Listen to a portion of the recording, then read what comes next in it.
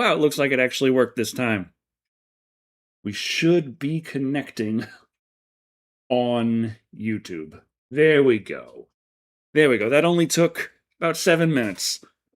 Probably would have been faster if I didn't spend all that time just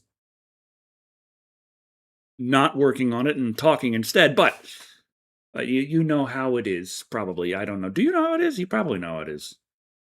Good amount of you probably know how it is. Some of you have no idea what I'm talking about, which is fine. Neither do I. But, you know. Cheers, how you doing? I guess too much of a dinosaur now, and you, meh. Log in, ad for 2 minutes, type one thing, then 3-minute ad. Oh, geez, Tristan. Yeah, that's Twitch for you. Hello, YouTube. Hello, Ashford Wyatt. Hello, Giovanni Gucci. Astradagger, how's my night? This is one of those things where it's like, oh, jeez, YouTube just gave me a little notification saying now would be a good time to insert ads. It's like, shut up. Summer's over. Yeah, we really messed up. Pinocchio Unstrung. I could see about that. How hot is it in Texas right now? It's not as hot as it has been. Like, it was like 100 degrees outside, not like yesterday or the day before. It was a time. You live? Yeah, I almost misread that as you're alive. Either way, it both correct. But yeah, it's been 106. Oof. Yeah, I'm down southeast. I'm a lot closer to the coastline, so I don't have to worry about, like, when you're more inland, that's when temperatures can really start getting into like the hundred and teens. Gonna feel like 112 tomorrow. Oh boy. How up been? Up has been. Ugh. Oh, which part of Texas, mine? I'm like southeast. I'm almost all the way to Louisiana. The Collector, the Collection. I think I've heard of the Collector, but I haven't seen it, and this is the first I've heard of the Collection. Am I going to see Doomsday when it comes out? There's a lot of things that I need to see about seeing. Like the back rooms, I still got to see that. Iron Lung, I still got to see that more than the interestingly acquired bit I saw in the corner of my eye. Poulter was off watching it with friends, and I'm like, and the whole time I'm just thinking, like, man, that is a crazy situation. How did Markiplier end up in it? Like, I just see the guy as Markiplier. I'm sorry. Thank you, Cobra Commander. Thank you. And Vlad Savrensnik. How's the visual novel coming along? That is one of the reasons why, for the last 2 months, I have been missing in action. Crunch time is real. Effectively, what happens is you get in a situation where you got something that can always keep being added onto in some way or another. And then you have the deadline of it must be ready by this point. Anything after, no. This is the most important day to get as much as you can good to go. And then you combine that with fucking ADHD, and then that clicks into this land of hyperfocus, and it's like, this is the only thing that fucking matters at all. And you just kind of naturally end up in the cadence of get up, work, 16 hours later, fall asleep under the desk, and wake up again, work. And that was just kind of how it's been for the last 2 months. I ended up in a spot, like, I had Convent Chronicles Revelation. I had it done. But I still needed to get it approved to be released on Steam, and Steam kept telling me over and over again that, hey, you gotta mark this as frequent nudity. It's a porn game. And I'm like, no, actually it isn't. And the nudity is either non-existent or excessively infrequent, which is a weird sentence to say. But I'm talking about because there's no nipples, there's no genitals. There are fleeting butt shots. Approximately 3 over the course of 10 hours. I was arguing back and forth with Steam for about a month that that's not that frequent. Eventually, they just said, okay, fine, whatever. And I don't have to mark it as frequent nudity, and I am allowed to release it. But then I was looking at it like, well, they got all these things going on now. My initial window I wanted to see about releasing it had passed. The Q2 2026. It was already too late for that. So then I'm looking, okay, what would be the best time to release now?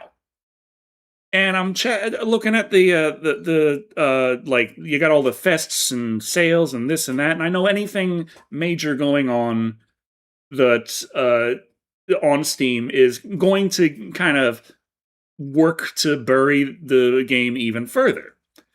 So I gotta ban this guy on Twitch. No one wants to sell me AI viewers.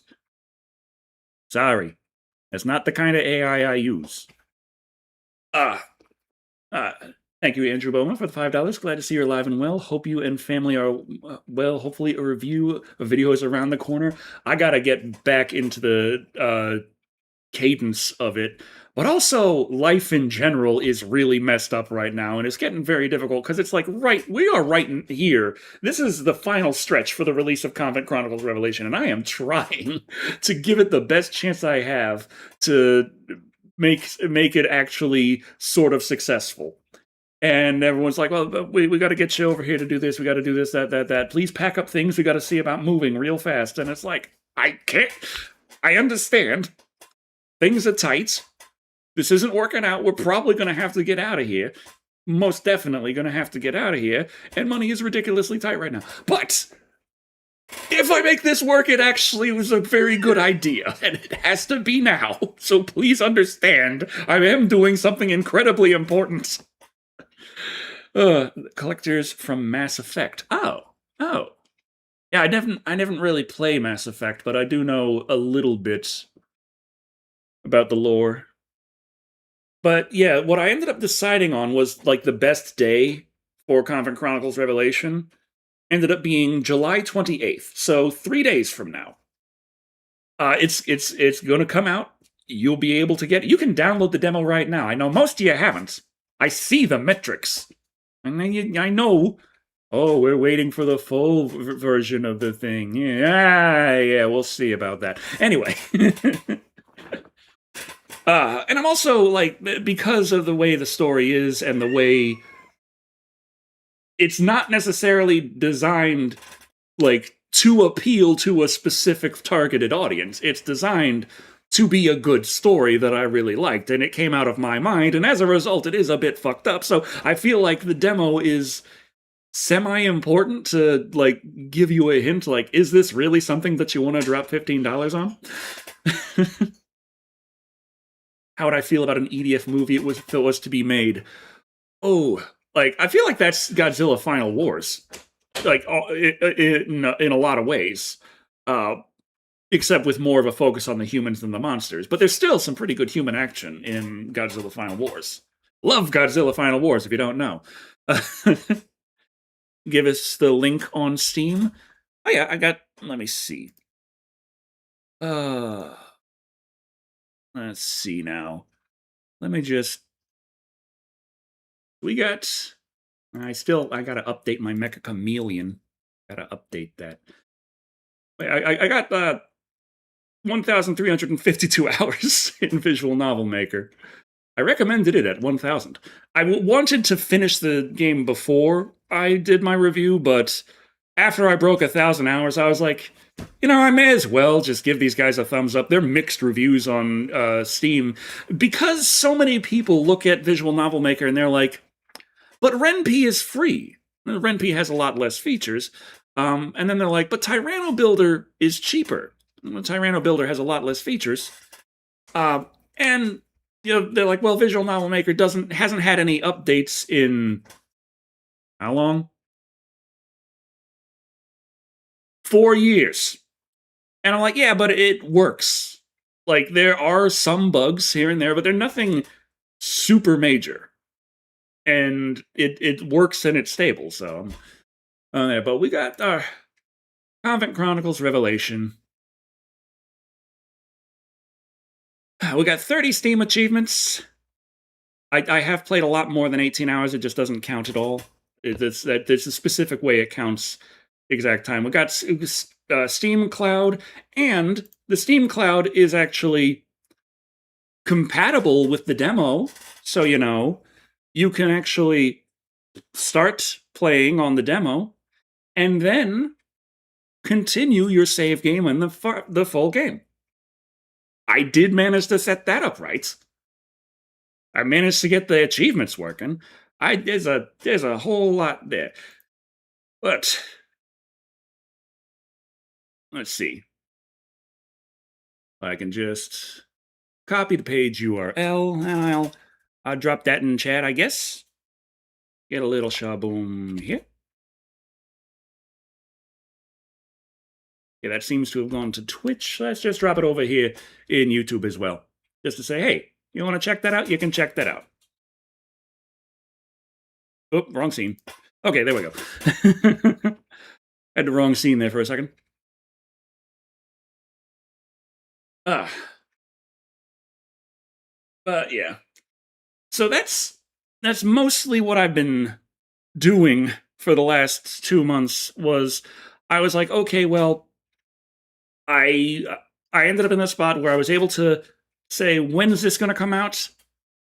And I figured the best day I had coming up was going to be July 28th, which not only it works as a really nice day for Steam, not any other fests or sales going on that would mess with the visibility, but it's also my birthday.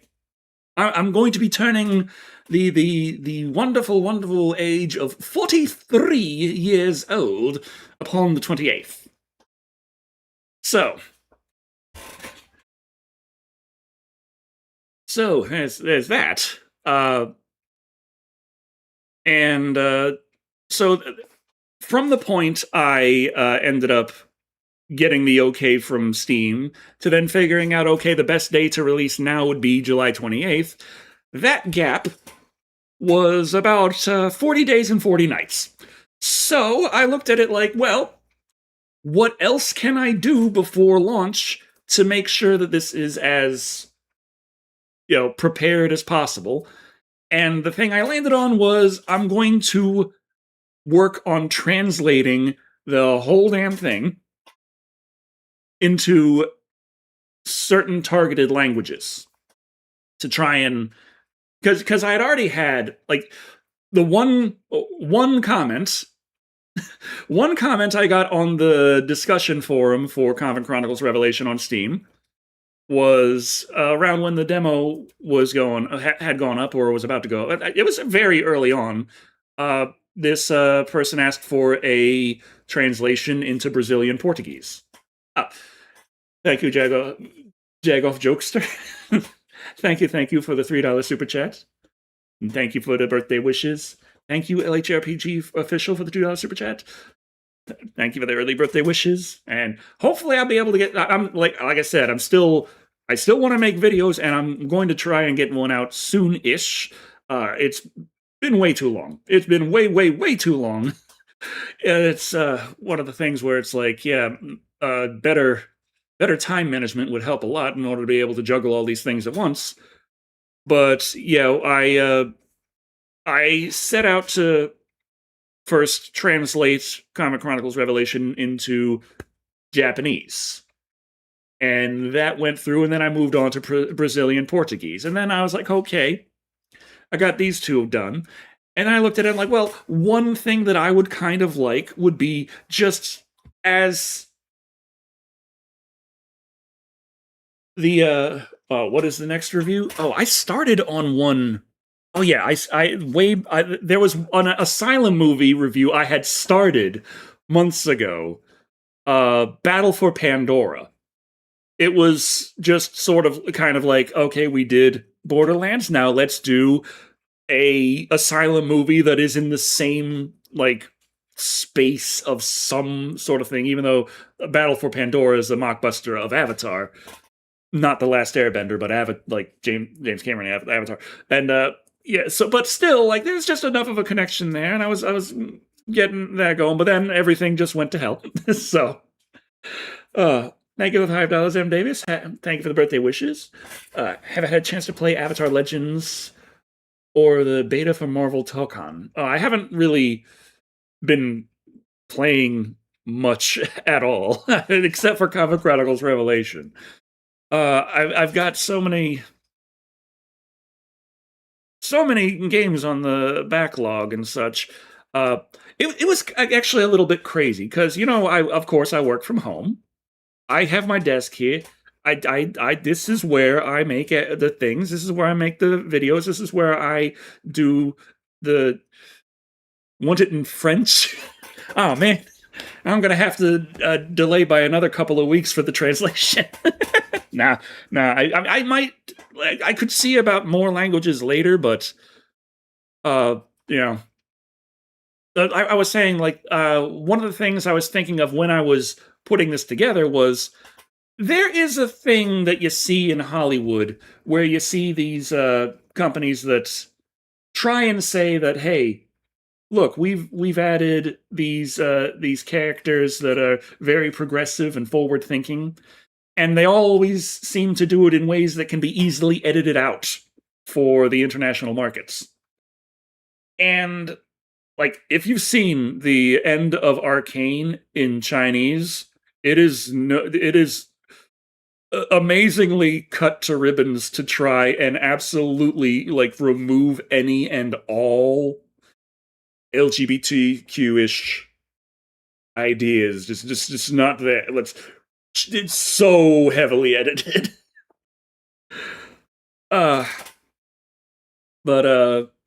Yeah, so Comic Chronicles Revelation, an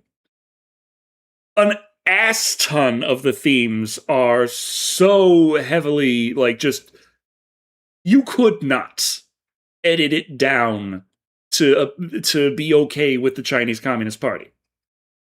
Yeah, money over genuinely held beliefs, yeah.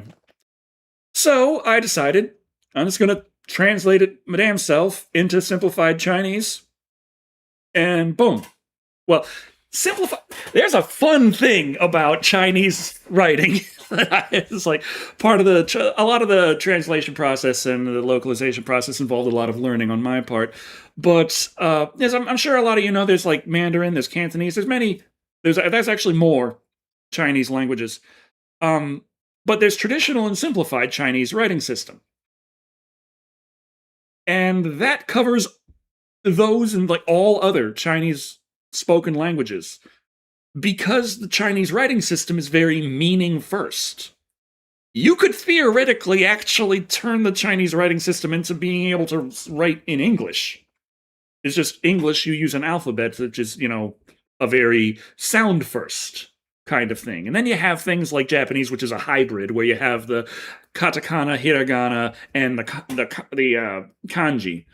So you have the meaning first symbols and the sound first symbols, and they all kind of work together. And then you got things where you have, like, the ha symbol that is pronounced wa in certain contexts. What happened a long-haired creepy guy? He's on Substack now. He's still writing. I think he's kind of walked away from the internet stuff. He did contact me a couple months ago because I don't know, I think I was flaking a bit, and someone actually contacted him like, "Hey, is Decker okay?" And he was like, "I don't know. I guess I'll ask him." And so had a little catching up and stuff. So I don't know. Like, he's an author, Jonathan Luke, J.L.O. Fallon. You can find his work on Amazon still, I think, and he should be on Substack. So you could probably track him down. Happy birthday wishes. Been a while since I tuned in. Quick question. As a future request, would you review Boy Kills World? Just based on the name alone. Want me to relax? Well, I mean, you could have taken that 15 and got Comic Chronicles Revelation. Just saying. Like, YouTube's taking 30% of that. You spend on Comic Chronicles Revelation, then Steam takes 30% of that. And you get a game. Ah. Thank you for the $5, Trent Turtle. Been a fan since the summer of the planet there. Oh, the summer of the planet of the apes. Oh, that was the first summer, and that's where the summer shout tradition really came from. Just because it was the idea of just adding on more to it and just being more bombastic with it. It's the way the original Planet of the Apes titles just kind of. Well, I mean, I guess the original title is La Planète des Singes, but you know what I mean. Have I ever thought about Indonesian? I mean, there's a lot of the thing was, it's like the way I went about the localization in Comic Chronicles. Of course, it's 115,000 word story. It is novel length, so you punch those numbers in to say, okay, how much would this cost to have professionally localized? And you're looking at like low end $6,000, high end 10, 11.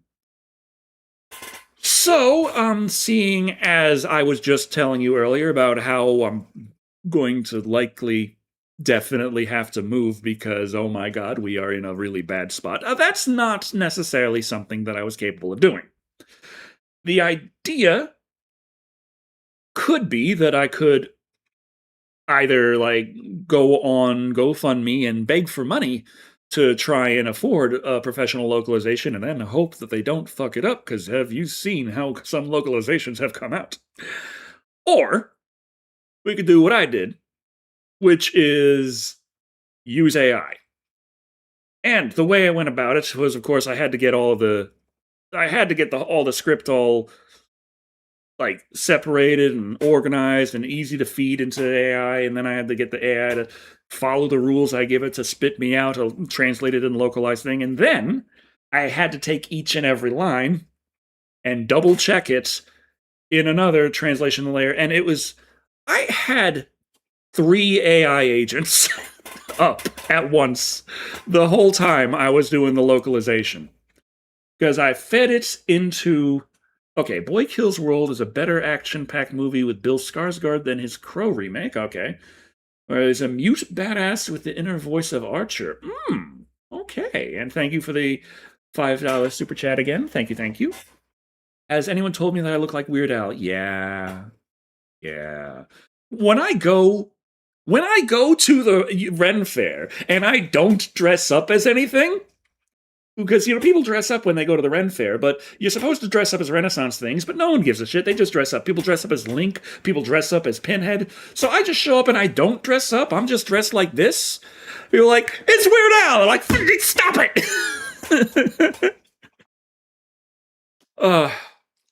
Yeah, Annabelle, so we haven't moved to a new house yet. Well, this one's still falling apart, and we're inside of it right now, and we are trying to find the new ones to go to. Things are very up in the air right now. It's a chaotic situation, but in the middle of all of it, I'm here like, hey guys, Comic Chronicles Revelation is coming out. Please, wishlisting it is like a like on YouTube. It helps it in the Steam algorithm. And, of course, buying it, but you do that if you actually want to. And it's not available for pre-order. I don't know how to do that, and I wouldn't really. I don't like the idea of pre-ordering digital. It's not going to run out. Unless, I guess, you get the Japanese version of Grand Theft Auto 5, not Grand Theft Auto 6, because that digital code does come with an expiry date. Hello, Devin Moran. Hello.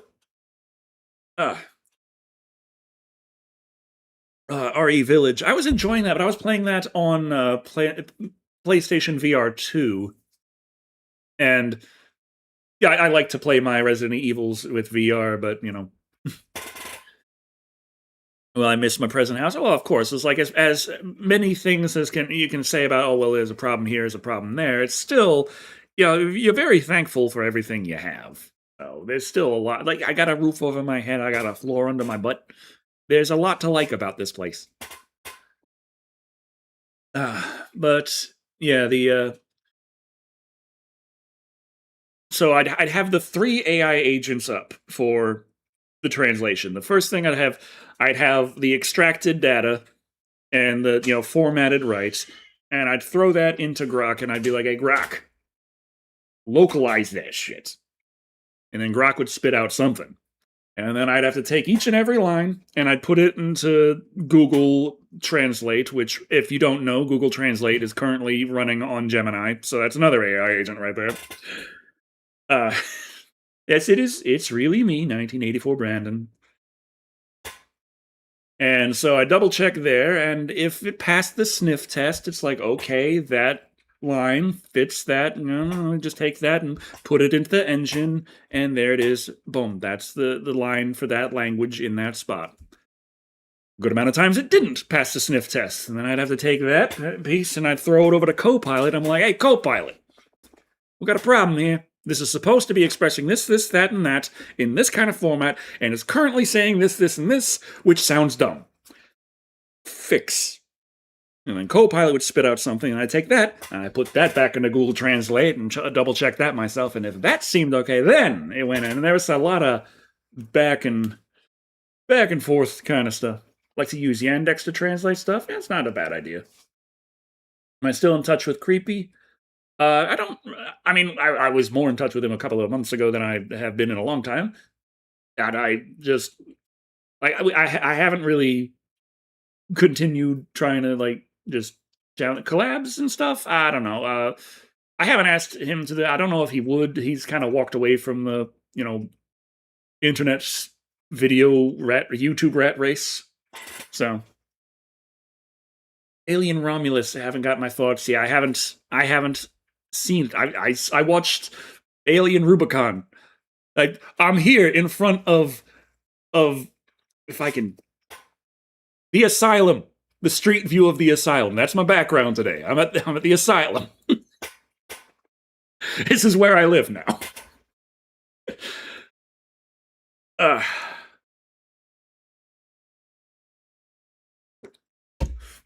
But yeah, it's my personal favorite review. Oh, I think now probably the Borderlands review is just so. There's so many things I wanted to get off my chest, and I did, and it just I really like how it all kind of came together, and I was able to bitch and moan for well over an hour. I like the mixtape review as well, but there's so much nothing going on in mixtape that I feel like it does leak through into the review, and the review is harder to watch just because the game is so fucking boring. Where the Borderlands review doesn't have that problem. It's all bump, bump, bump, bump, bump. There's always something to talk about. And if I do move, am I leaving Texas? Not if I can help it. Oh, not if I can help it. I wouldn't be able to go that far anyway, probably. So if I would jump states, it would be to Louisiana, but Western Louisiana is just a bunch of swampland. So I'm like, I don't really want to do that.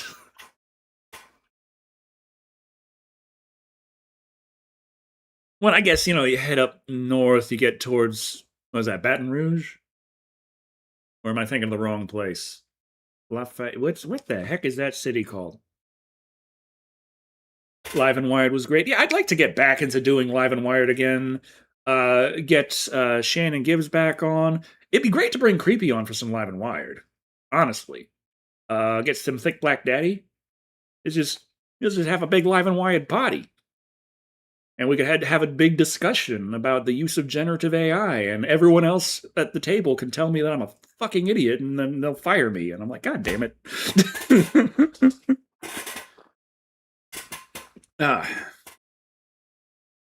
Whew. That is first time on stream, on break at work right now. Oh, well. This is On Break. Thank you for joining, Jamie Martin. Hopefully I'll get some more vids out soon. Do I finish the Battle for Pandora review, or do I just start anew? The last thing I sat down to watch, after I finally finished localizing Convent Chronicles Revelation. But after I did the Japanese, the Brazilian Portuguese, and simplified Chinese, keeping the whole story completely intact, is like, oh, but China doesn't like the ladies kissing. Is like, well, China's getting the ladies kissing. Oh, China doesn't like supernatural spookiness. Like, well, China's getting supernatural spookiness. Oh, China doesn't like Catholicism. Yeah, well, China's getting Catholicism. All of it intact. Boom, boom. Like every single freaking aspect of Comic Chronicles Revelation is pretty much, haram from the Chinese Communist Party. And I'm like, okay, well, let's just translate the whole thing. Boom. If you're in China and you want to play it that much, you maybe look over your shoulder, make sure there's no one watching you do it. But it's there. You can read it. Here it is. And then finally, the last language I localized it into was Korean, and it was like I had not planned on Korean. I would have. My plan was that I was going to get back into. It's not that China doesn't like fun; it's that the Chinese Communist Party is a kind of a totalitarian government. But yeah, this brain. Yeah, I was looking at it like I was looking at my numbers on Steam where I was getting clicks from, and I noticed that I did get a decent amount of views from Korea, but I did not get a decent amount of wish lists from Korea. And I'm like, probably because the thing's not in Korean.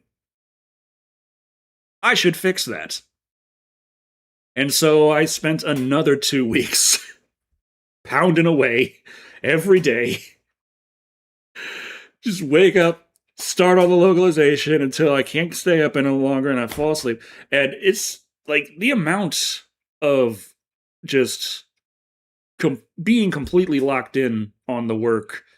The crunch time was just so extreme because, Poulter lives with me.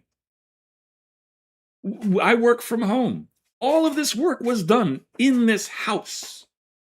We were in the same house. At one point, she came to me almost in tears because she never got to see me. Because I have spent all the time just here in the corner on the computer. All I did.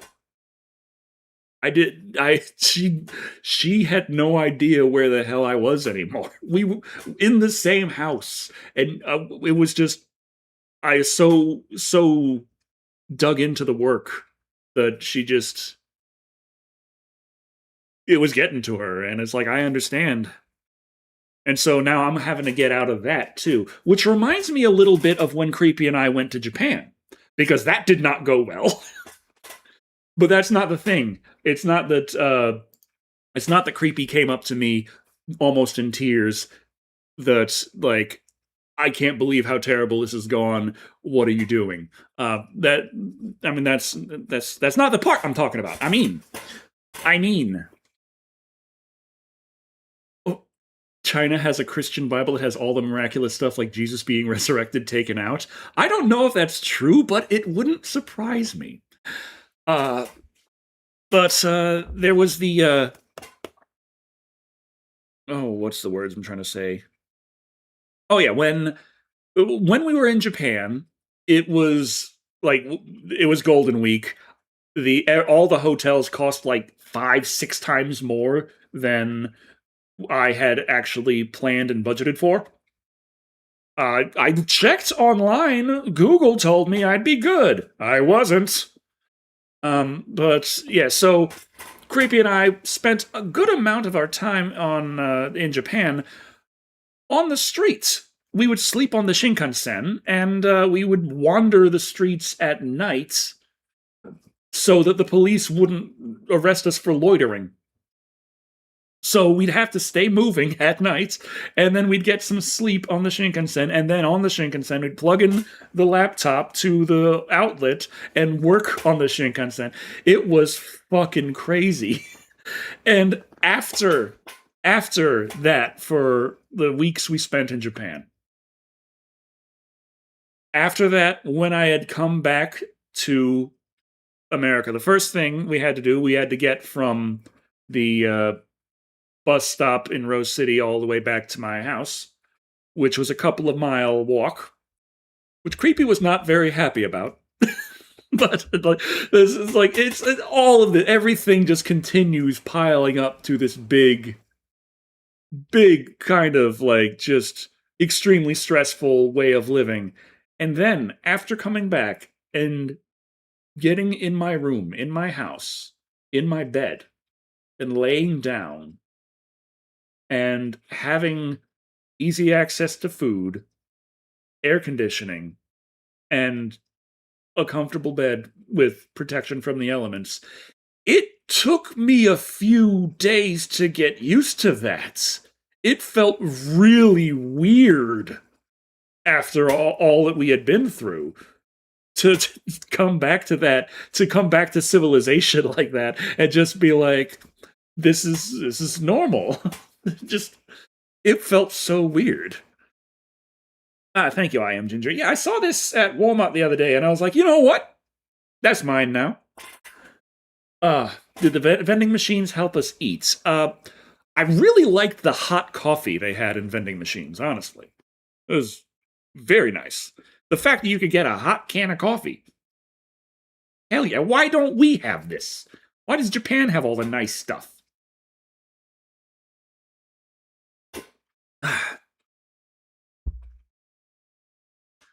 Whew.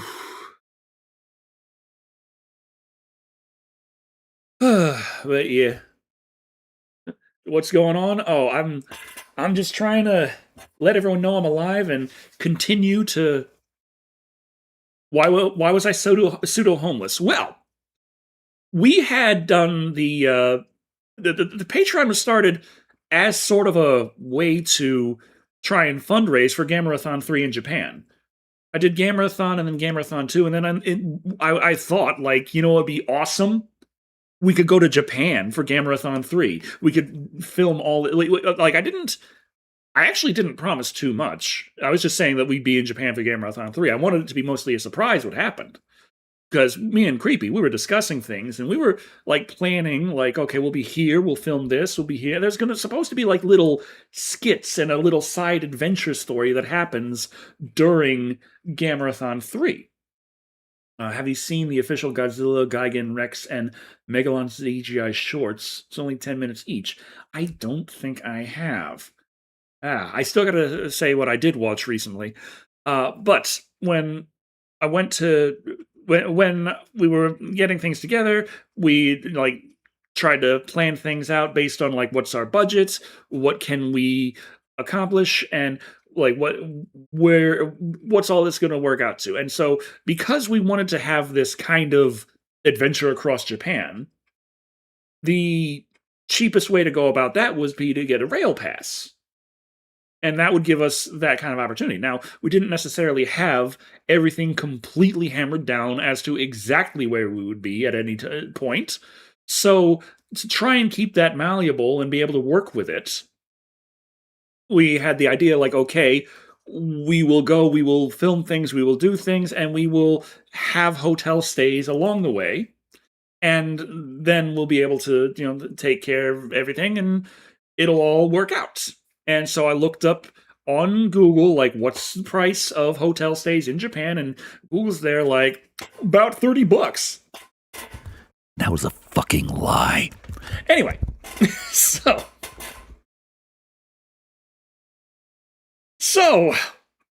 we get it together. We get all of the all the things we got to plan. When we're still working on like scripts for the reviews that would happen, and like all the planned kind of skits, like how is this going to work? We're gonna. It's just really playing it by ear as we go.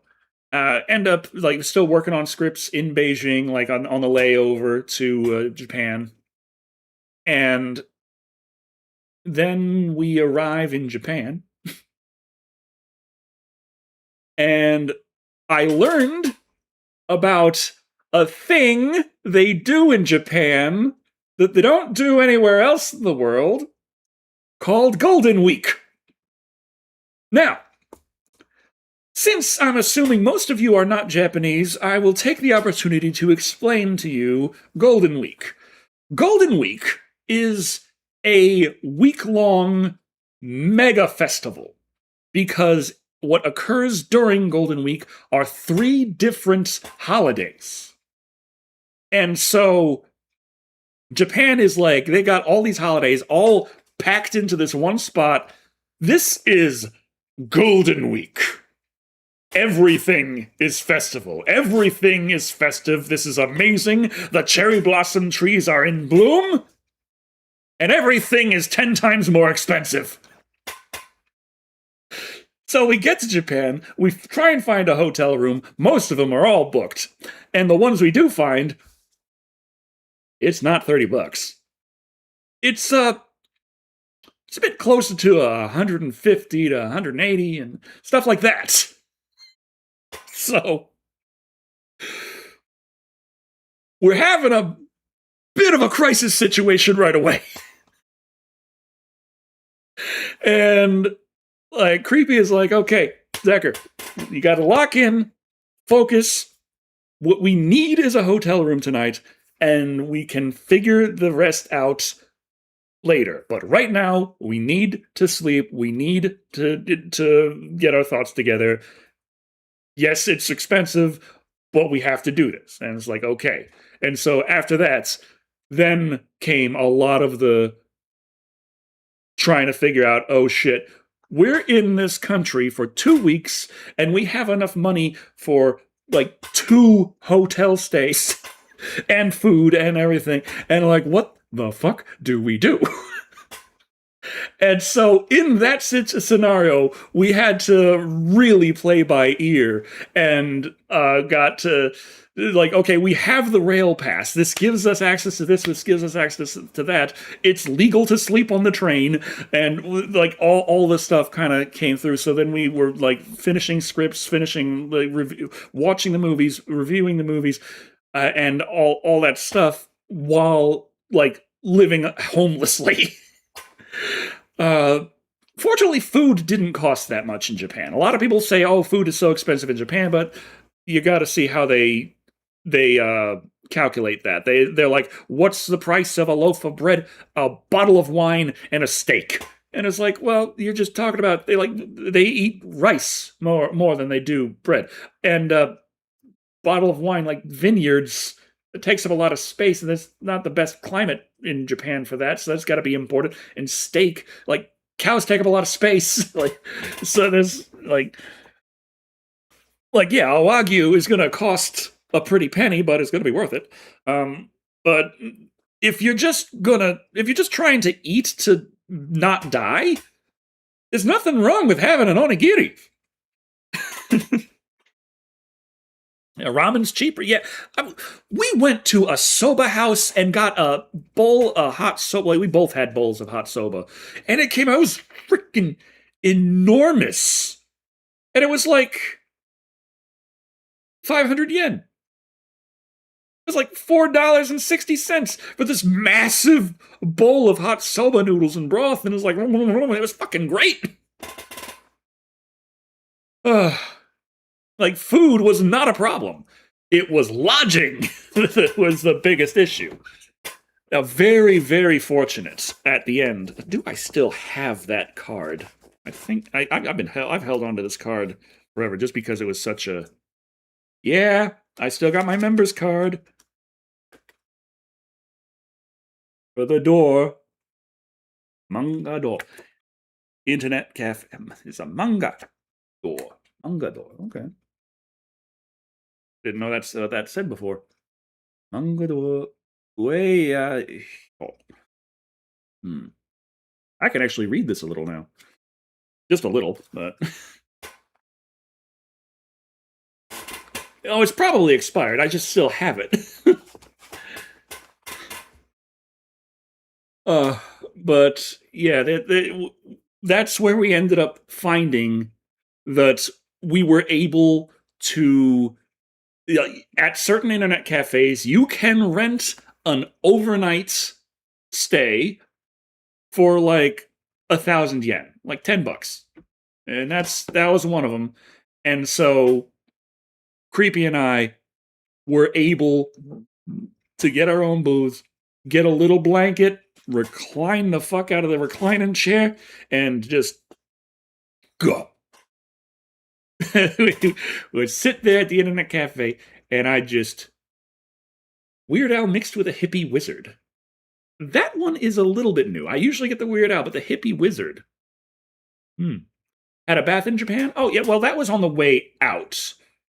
When we had gotten to the Nagoya airport to leave, a Patreon payment had come through, and I had like $200, and I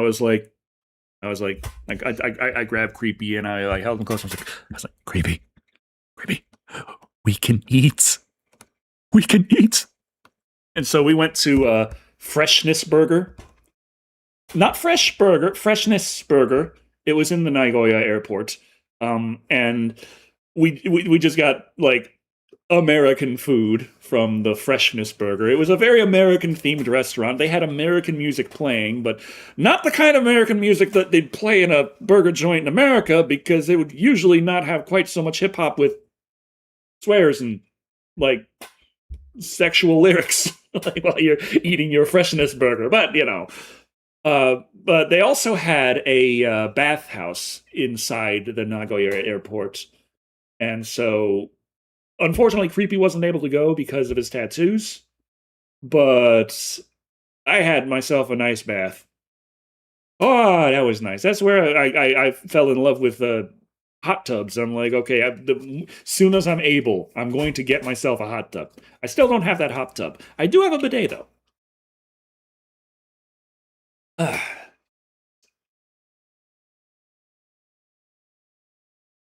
Does Suno privatize previous works or take them down?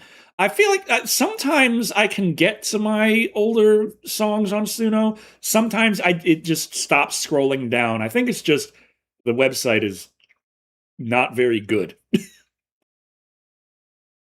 Burger joint playing Lil Wayne. I probably does at certain times. Oh, happy birthday, Fifi. Your dog's got a birthday very close to mine. I'm on the 28th. You can recognize it because that's the launch date of Comic Chronicles Revelation. Do I really recommend everyone get a bidet? Yes. I like having a clean butthole. And much like sleeping in a bed after being homeless for 2 weeks, you get used to it. Oh. Yes, I'm not sure entirely what's going on with Suno there, because sometimes I can scroll down to my oldest available songs on Suno, and other times it's like it just kind of stops, and it's like it acts like there's nothing past that, and it's like, no, I know there's more. I know there's more. Can I please get that? But yeah. It's just been a heck of a time. A heck of a time. But the after I finally finished with the Korean localization for would I go back to LA? Like for how long? Like I wouldn't want to sorry Sam. I wouldn't want to live in LA, but I feel like, if I can go there and like head to some nice hoity-toity areas and just enjoy a few things and then fuck off back to Texas, that wouldn't be a bad way to spend a weekend. Do I recommend a hotel or Airbnb for lodging? I'm not entirely sure what the difference is. Is an Airbnb like just kind of like a rented house? Because when I went to LA last time, I rented a little. I guess it was an Airbnb. I don't know. It's just like it was not a hotel. It was just like a little rental. It had a tiny little backyard lawn. That had the kitchen, the bedroom, and just all the nice stuff. And it was just a very nice, private, kind of small, cozy house. And it was very nice to be there. And it was funny because it's like when I went to John Masari's, and one night I slept on his couch. I remember when I was there, I was thinking like, man, I hope my little shitty place is doing okay. If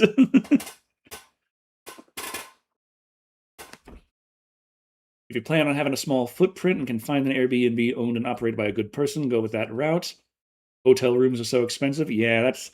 I'm just thinking like just the experience. A hotel room is, you know, I don't know if it's necessarily smaller, but it definitely feels smaller, and and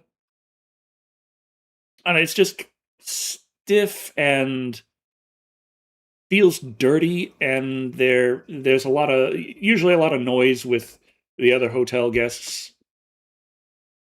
Oh yeah, that reminds me of another thing. The other thing, the second hotel that Creepy and I actually did manage to get in Japan, it was a bit of a life changing experience because we were so exhausted at that point, and the first thing I did was I collapsed on the bed, and put my face in the pillow, and it was kind of funny because I just slowly sank into the pillow, and I was just there like memory foam, and yeah, I got a memory foam pillow now just because from my experience in Fuxia, that it's just a really nice pillow, okay? So I got the really nice memory foam pillow. I got the bidet. Japan had its effect on me, okay? Ugh.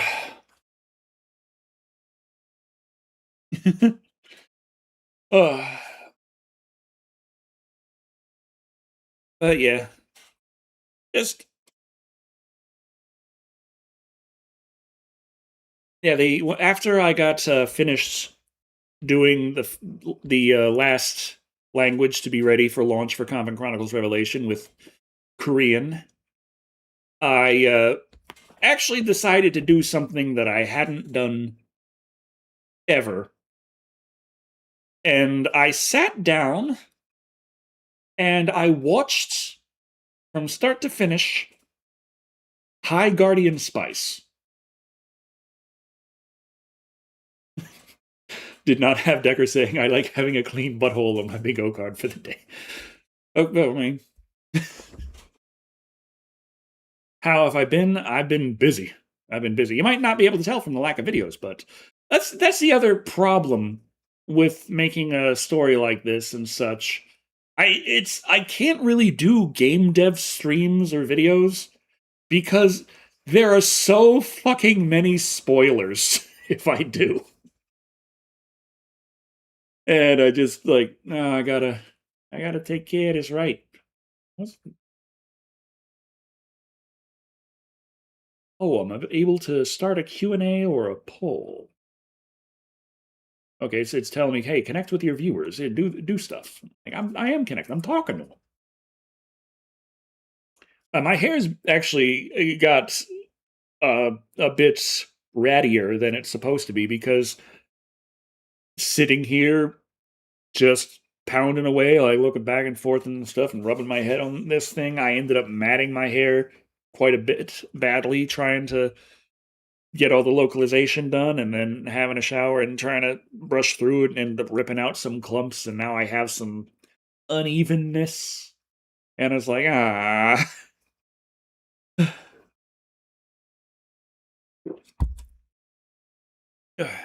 I try, but it's seen better days. But yeah, so I ended up actually watching from start to finish High Guardian Spice. And for those of you who don't know what High Guardian Spice is, consider yourselves very lucky, but not anymore because I will now ruin your lives. Uh, it was a thing that I ended up encountering because when I was working on Convent Chronicles Revelation, I send a copy to the Vatican. That might like that's tempting. Uh, but it's like I've got the Steam Curator Connect that I can try and send copies to certain curators and see what they will or will not do with it. Like the idea is like you send it out to curators, the curators do a little review, and it is what it is. Uh Wanted to have something on the Steam curated groups other than the AI detected one. They're saying, hey, this guy used AI for the artwork and the music. Which he's got the thing listed there like contact if you've done any changes and you want things updated. And there's no contact information. And it's like, I want to contact him, like, you forgot the sound effects. And now I added the localization. I did that with AI too. So you want to put that on the list as well? Not high shit spice again. Well, the thing is, like, when I was really digging into writing the story for Convent Chronicles Revelation, I got pretty heavy onto the writing advice side of YouTube, which reminds me, there's one like the best writing advice channel I found on YouTube has not updated their stuff in forever, and it makes me sad. Well, let's see, because they did a yeah, they had been posting quite a bit for quite a while, and then I just stopped. So let me see. Just want to give a little shout out here. Is Carl Duncan. As far as writing advice channels go, I'd rate him as like number one because he goes about the advice in a way that very much speaks to me. He's not necessarily saying, this is the rule you should follow. He says, this is the rule, and let's understand it. He likes to dissect the whys and hows of things. So, like, he had been posting for quite a while, like, very, very regularly, very frequently, and yeah, it's very, like, his title cards are very clickbaity. But when you look down at his oldest videos and see that his views were before he started doing those kinds of title cards, the where the heck are his oldest videos? Uh, when he, yeah, before he was doing those kinds of title cards, his views were absolute shit. So as soon as he started with the more clickbaity kinds of titles, his views jumped up into the thousands, which is still like not super great. He's still a small channel, but compared to 100 views, is way better. But yeah, uh, so he was the best writing advice channel that I had encountered on YouTube. Like, if I had to rank writing advice channels, he'd be like the S plus rank. There are still some other nice ones. Some there's a lot of really good ones, like Book Fox, of course. Like, he's not. I don't think he digs into things in the same way that really speaks to me like Carl Duncan does, but BookFox isn't a bad writing advice channel. Now, things like what the hell's that one called? I can't quite remember his name, and I don't want to missay the name because the name is also semi-generic and could also apply to someone else. And it's just this writing advice channel where the guy obviously writes his scripts with AI, and that's like, no, that's not a way to. There, that is not. Like I saw one video the other day where it was like, here are 11 ways that I use AI to improve my writing, and I was like, I can think of one way. Don't. It's like it's like if I had to write 2,000 novels of average 80,000 words each in 1 year's time, then yeah, probably leaning on AI for that would be the smartest decision. But if you're just trying to tell a story to the best of your ability, you got to write that. You got to write that. You can't tell the machine to do it for you because it's not going to come out right. When I think of the new Resident Evil movie trailer, I don't think I've seen it. That's my problem. I've been too deep into everything else. I would never use AI for writing. Recently got music guy. It just message got retracted from YouTube. Okay, well, yeah. I mean, that's the thing. It's like I have dug deep into AI with Common Chronicles Revelation for the art and the music, obviously, but it's like writing is just so bad with AI.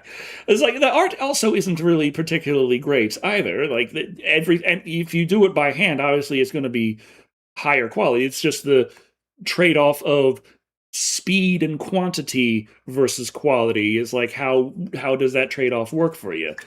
Uh, Installed music AI because a friend used. Okay. How's Miss Poulter?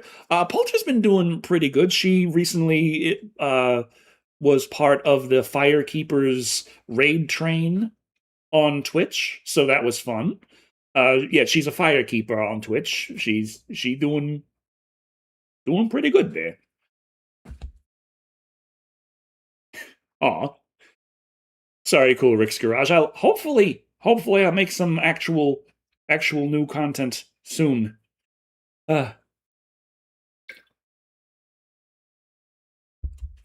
But yeah, while I was digging into so many writing advice channels, just trying to soak up as much information as I could to try and ensure that I had the best well of knowledge while I was writing Convent Chronicles Revelation, the name High Guardian Spice tended to come up here and there. Glad to see you again, Decker. You have been sorely mispersonality on your YouTube feed. Got to take a daughter to her first Comic-Con. Oh, she had the time of her life. So much fun. Keep right. Thank you. And yeah, I do like. Before I finished the localization for Revelation, I started actually doing some pre-planning for Lamentations. Like, I've got ideas. I've had ideas, but I actually sat down and put finger to keyboard and was like plotting out the first chapter. Now, it's different with Lamentations because with Revelation, like I said, it felt like I wasn't even writing. It felt like it was just coming out of my hands. I have no idea how, but I just kind of made a story. And then I polished the story, and now it's going to be available in a couple of days on Steam. Would like to make songs, but I prefer to make my own lyrics since you're not quite a musician aside from singing. I mean, if I could get a nice synthesizer together, like I really like writing lyrics and writing songs that way on Suno, but there are times when I've put a song together on Suno and I listen to it and I'm like, if I had a proper synthesizer, I could have just played that myself, and it feels kind of sad because I'm like, I could have made this 100% by myself. I didn't really need the AI for this one. Fuck.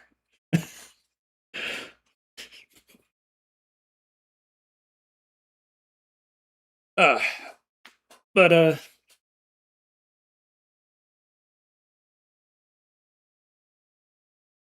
remake the Decker Shadow song for 2026. Well, the Decker Shadow song wasn't my writing. That was a fan. And that was also one where I'm like, no, I'm not going to feed that into AI. That would be really disrespectful.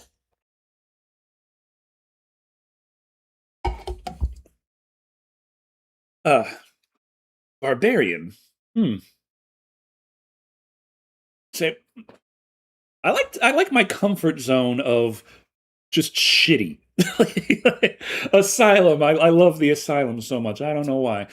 Uh, but the yeah, while I was digging through all of these different writing advice channels on YouTube and watching Do Meth Gator. Oh yeah, the Asylum's Meth Gator. Oh yeah, they fucking stole that. Creepy wrote a script for that. I'll have you know. Before fucking Asylum just comes on and steals that shit. Creepy had wrote a script.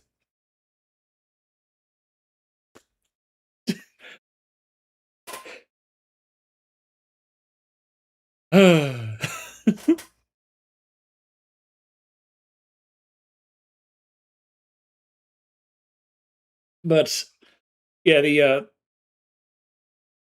the name High Guardian Spice would come up frequently in some writing advice videos. It talks about examples of things not to do. Pretty soon we'll have AI viewers watching AI content, self-imploding cycle. We already had AI listeners listening to AI music very recently. That's a couple of months ago, I think that news came out that there was that guy who he loaded Spotify with a bunch of AI music, which, as you know, a lot of people are doing. Um, as much AI music as I have had generated, I have not put any of it on Spotify. um, though some people have asked me to actually put it on Spotify, so I feel like I shouldn't do that. But some people are like, "Hey, that's actually like Cyborg Ninja Rock and Roll is kind of banging, and we put it on Spotify." But the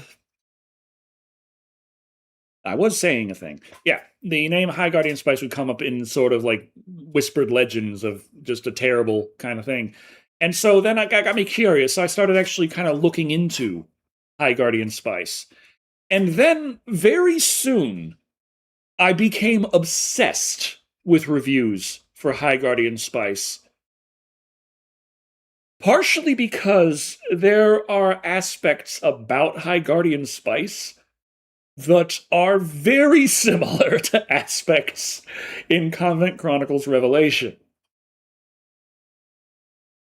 In High Guardian Spice, our protagonist is, kind of over the top, bubbly, kind of cheerful, saccharine sweet girl. In Comic Chronicles Revelations, our protagonist is a bubbly, cheerful, kind of saccharine sweet kind of girl.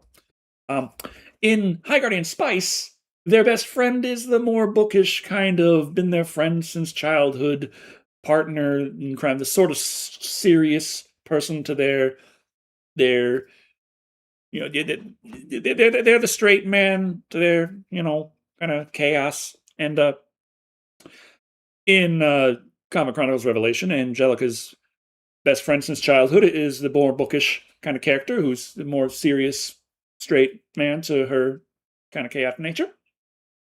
Then you also have to remember there's Time, who is a bit more like serious and crass, and she's got red hair and green eyes. And well, in Comic Chronicles Revelation, we have Pia, who is a bit more serious and crass, and she has red hair and green eyes. Thank you, Cool Rick's Garage. Thank you for the $2 super chat. Don't worry, I'm poor too. But yeah, there's just so many things like I was looking at with that, and I'm like, huh, hmm, uh. Like, would I really compare Sister Mary Lucia to Amaryllis? I don't think so, but there are some similarities. There's just things Did they rip me off? Oh no, their stuff came out years before Comic Chronicles Revelation just came to me, and I didn't know a damn thing about them, so it's not like it was something like I remembered it and I just accidentally wrote it again. And after watching it, it's absolutely not the same thing. It's just there's the weird things that are like little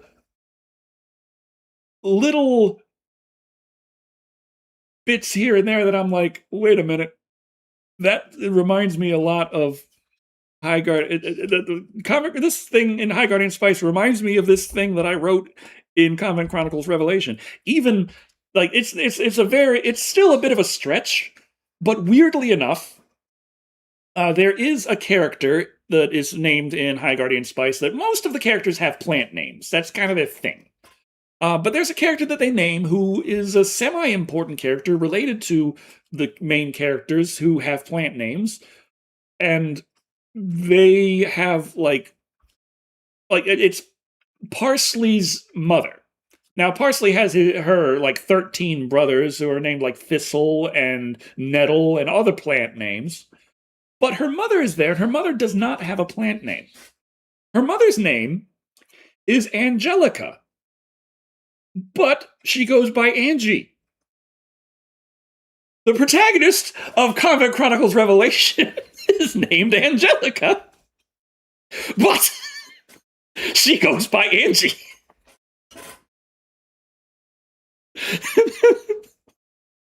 I'm like, what the fuck?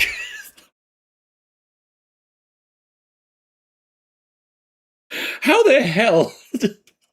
There's a lot of crossover here. What the fuck happened?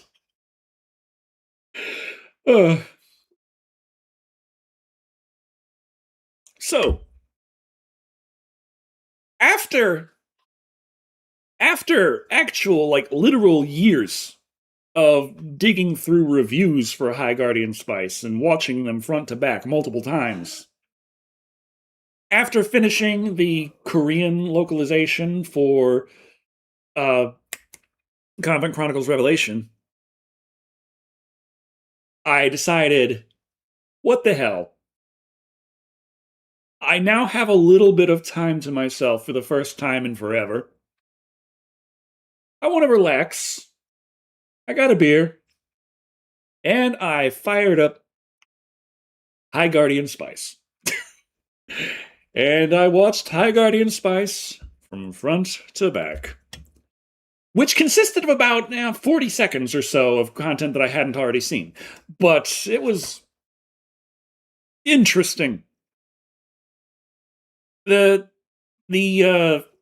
reviews did often talk about how absolutely jumbled the stories were in the presentation, how it would constantly cut back and forth between A plot and B plot and C plot and D plot and E plot. But seeing it actually do that before me was like, what the there was so many things where it just was constantly jumping around, and it was like, what the heck?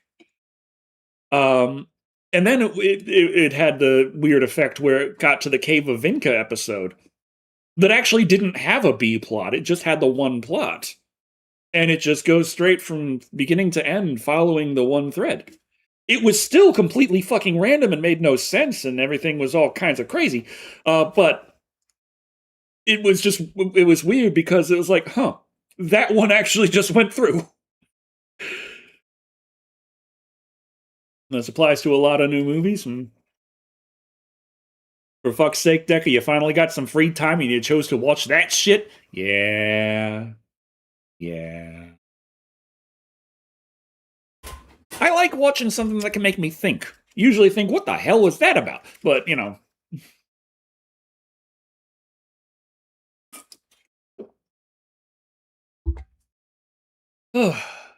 But yeah. Really happy with how Comic Chronicles Revelation came out. As I went through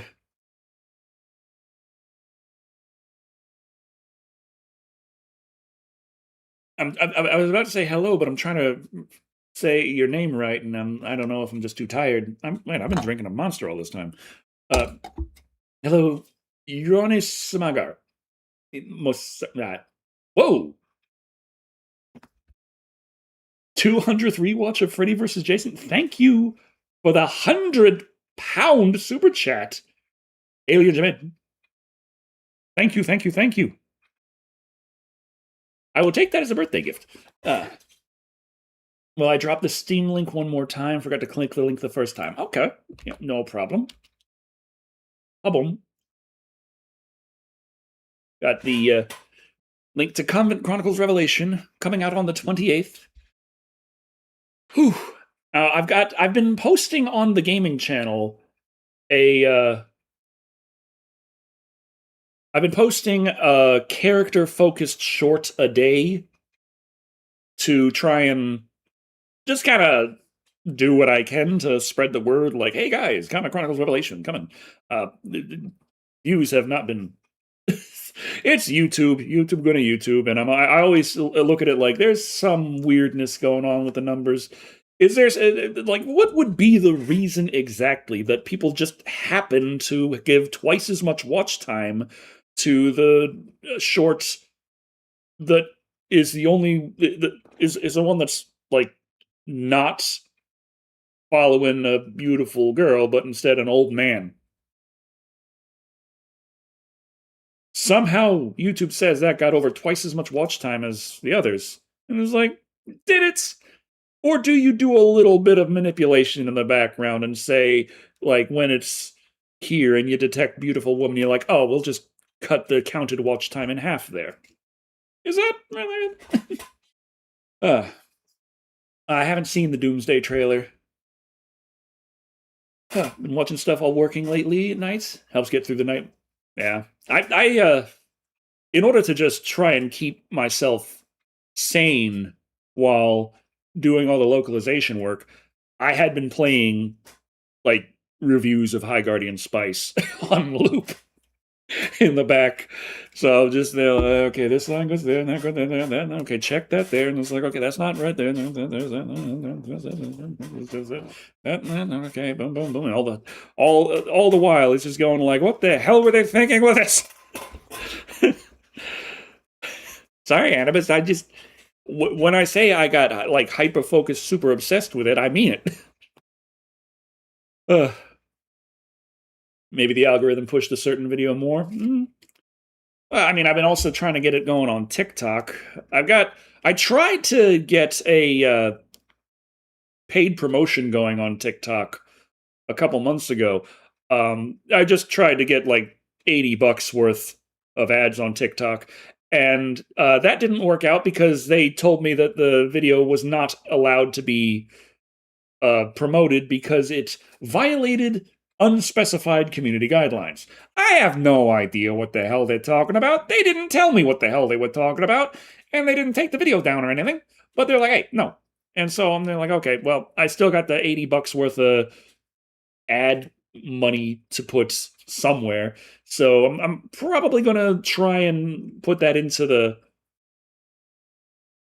it in the next day or two. Just get it going with something to try and spread the word further. Like, hey, here's Comic Chronicles Revelation. You might want to check it out. YouTube community guidelines are on crack. They're random and dumb. Yeah, but that was TikTok that was telling me the community guideline violation. And I'm like, really? Really? Because maybe it was a scammer? No, I was going straight through the TikTok app. But it reminds me, though, recently on YouTube, I was I've been putting up the shorts that are focusing on specific characters, and YouTube does their auto moderation stuff, and I expect certain things to run into more problems than others. But I put up the short for Scarlet. Like, I uploaded it. And then they go through their checking thing, and it said, all good. And so I, put that on the back end. I forget about that, and I'm like, okay, that's going to go up the next day. We'll worry about it then. But then that evening, I got an email from YouTube saying, good news, your short is suitable for all advertisers. And I'm looking at that like, Well, you never told me it wasn't.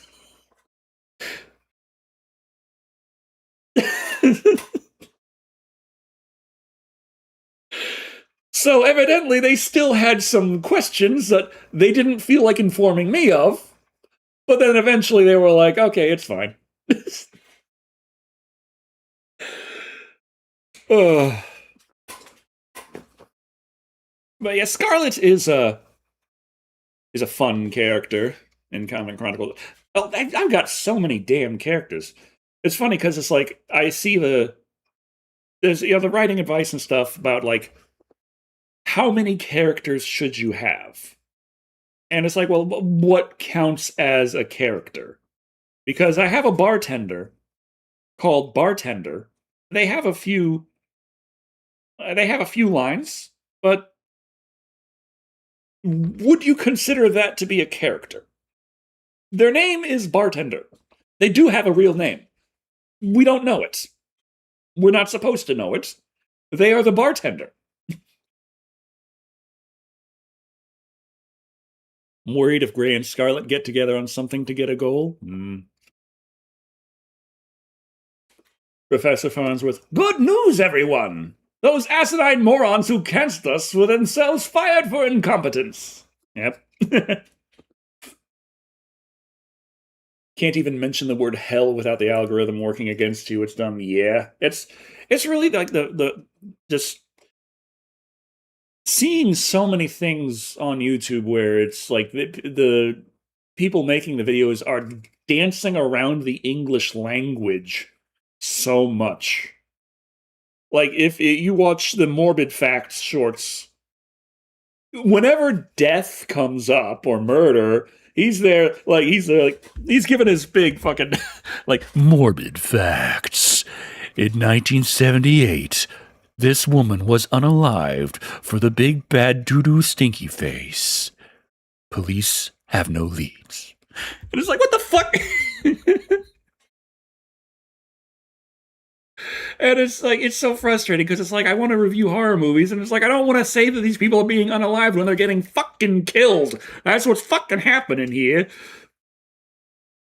You got things where there's the blur showing up because, I don't know, someone's ankle got shown, and it's like, stop it. There's YouTube kids over there. This is YouTube. Presumably not for kids. Oh. Yeah, Deoxys, I know what you mean. I just... Ay. Like, there are ways to talk about things in a more respectful way without talking about them with your just replacing letters in your vocabulary and sounding like an idiot. Kermit Sewer Slide. Oh my god. I haven't heard that one before. I like the delete the save file. The woman met an unfortunate fate of metallic objects sliding between her atoms. Yeah. In closed captioning, write something funnier or replace certain words. I had some fun with the closed captioning in certain reviews. I don't know if anyone played enough with the closed captioning on, but I like in God, the Badoué, what's the damn name? And Clown of the Dead. The Clown of the Dead review. With the just weirdness of the audio track there, I had a lot of fun messing with the closed captioning to try and present that. Like the lady whose voice only ever comes out of the left channel, I have the closed captioning set so that all of her dialogue just shows up on the left side of the screen.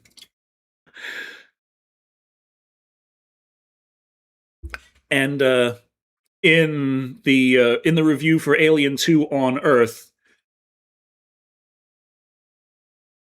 when there's the just the weird part with the lady just responding to the... I can't remember exactly what the writer with the typewriter was what he said exactly, but her response of I have an interesting little bit of ASCII art pop up then.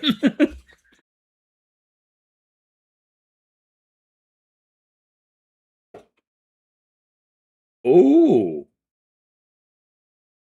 How Doug Walker got around mentioning the bleep in his review of Indiana Jones and the Dial of Destiny, replacing the party's name with YouTube because of this oppression of history and speech. Smirt.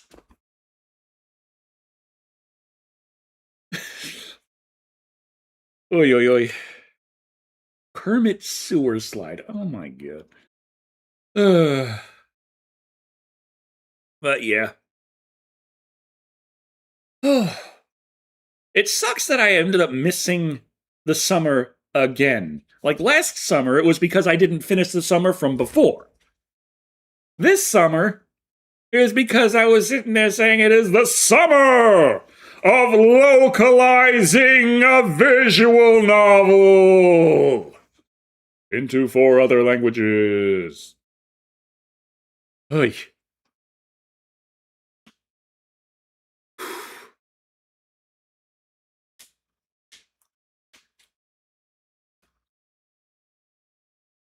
Oof. Well, Anubis, it's yeah. They're explaining. Summer of not doing a summer. It was interesting that the summer of Chucky ended up being so fucked up that we had the snow in Texas before I finished, which was the perfect place for the summer shout there. Uh, but yeah. I wonder if Carl is like just hammering away a at a specific book or something. I don't know. 4 months without another video from him. It's been a while. Yeah. Overall, for writing advice to actually think about, I feel like Carl Duncan was the best writing advice channel that I had encountered. He's only got 10,000 subscribers, but still, really liked his work. Now I gotta I've got to get back on the grind of actually making movie reviews again. Which, if I can get back, am I exhausted? Oh, after all that work on Comic Chronicles Revelation, I'm still kind of recovering. But if I can get myself back into VR and back behind the yoke of my plane, I could get some reviews out a lot more efficiently. It's like the thing with like ADHD, you got your hyperfocus. If you can tap into that, that's great.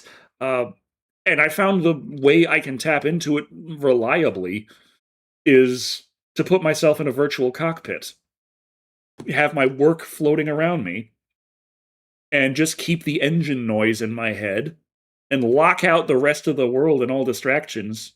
And it's like, good. 3 hours later, I got the script done. And I'm like, okay, well, time to edit. Back into VR. 8 hours later, it's edited. And it's just problem is I haven't been able to get into VR for the longest time. So that's been an issue. But beyond that, I was hoping to see about getting a Steam frame when they became available, but if the Steam what the hell's it? Steam Machine? They're calling it Steam Machine still again, I guess.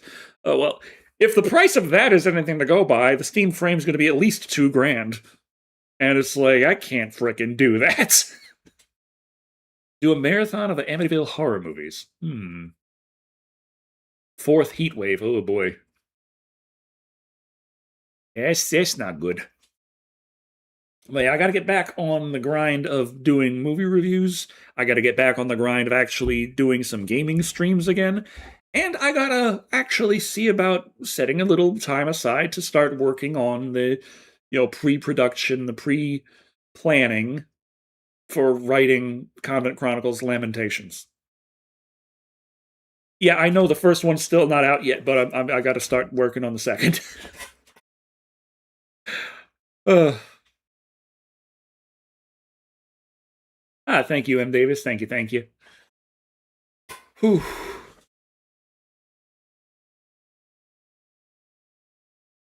Definitely a niche product. Don't think it's meant for the average consumer, but hopefully being able to trust Valve and their quality control is worth it for some. Yeah, the thing is, it's like the looking at the Steam frame, I'm like, it's spec wise looks like it is a little bit better than the Quest 3, which I obviously have. Now, I got that Quest 3 for 500 buccarinos. I am not going to be spending $2,000 to replace something I already have with a very slight upgrade. So, yeah. Unless somehow Comic Chronicles Revelation sells like 1 million copies, and then I'm like, okay, well, yeah, I guess I can afford a Steam frame. Like, I could afford steak for breakfast, lunch, and dinner now. I'll get gout, but still, I can afford to pay the medical bills for getting gout too. Predator Badlands. I really got to do that. That's boom, boom, boom. That's the thing. That is something that people care about, and that is super Deca Shadow branded. Why haven't I reviewed that yet? What the fuck is wrong with me? Why did I review Predator Wastelands? Because it's connected to Predator Badlands and it's made by the Asylum, which is even more Deca Shadow coded. What's the book about? Well, it's kind of hard to explain.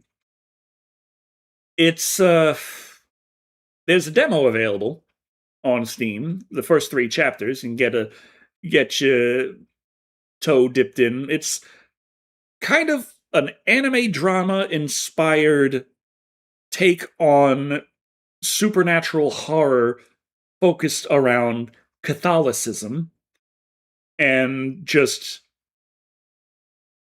very much just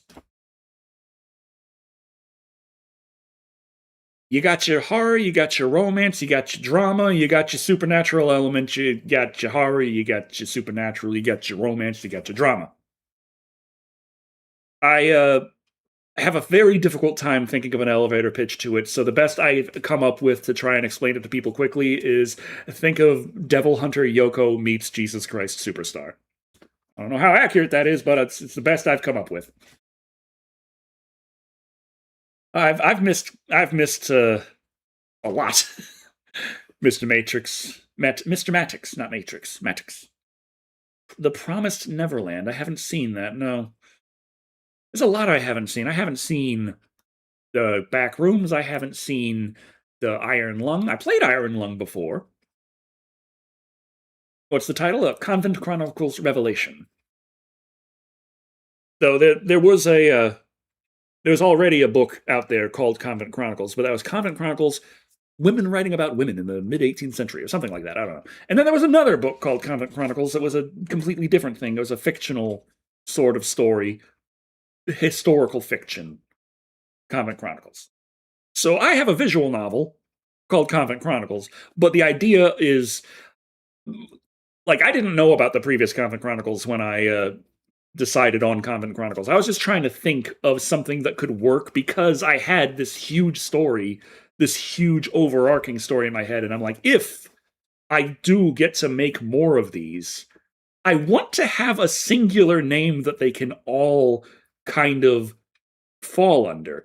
And my inspiration for that came from the Chronicles of Narnia. So I'm like, okay, I like Chronicle. I like that. And I like the alliteration of Convent Chronicle. Because Chronicles of the Convent. It's a bit more like fumbly. But Convent Chronicles, I like the alliteration of that. It seems that I'm not the only one. But then, of course, you have the subtitle. Because, the Chronicles of Narnia, that's not the whole name of it. It was, The Lion, the Witch, and the Wardrobe. Prince Caspian. The World Beneath. You have all the different Chronicles of Narnia. So we start with Chronicles Revelation. And yes, it's, tied to a name of a book in the Bible. And that's how all of the stories that I've got in my head are lined up. with the Convent Chronicles series. So, any tips for actually writing up a story, how to plan it out?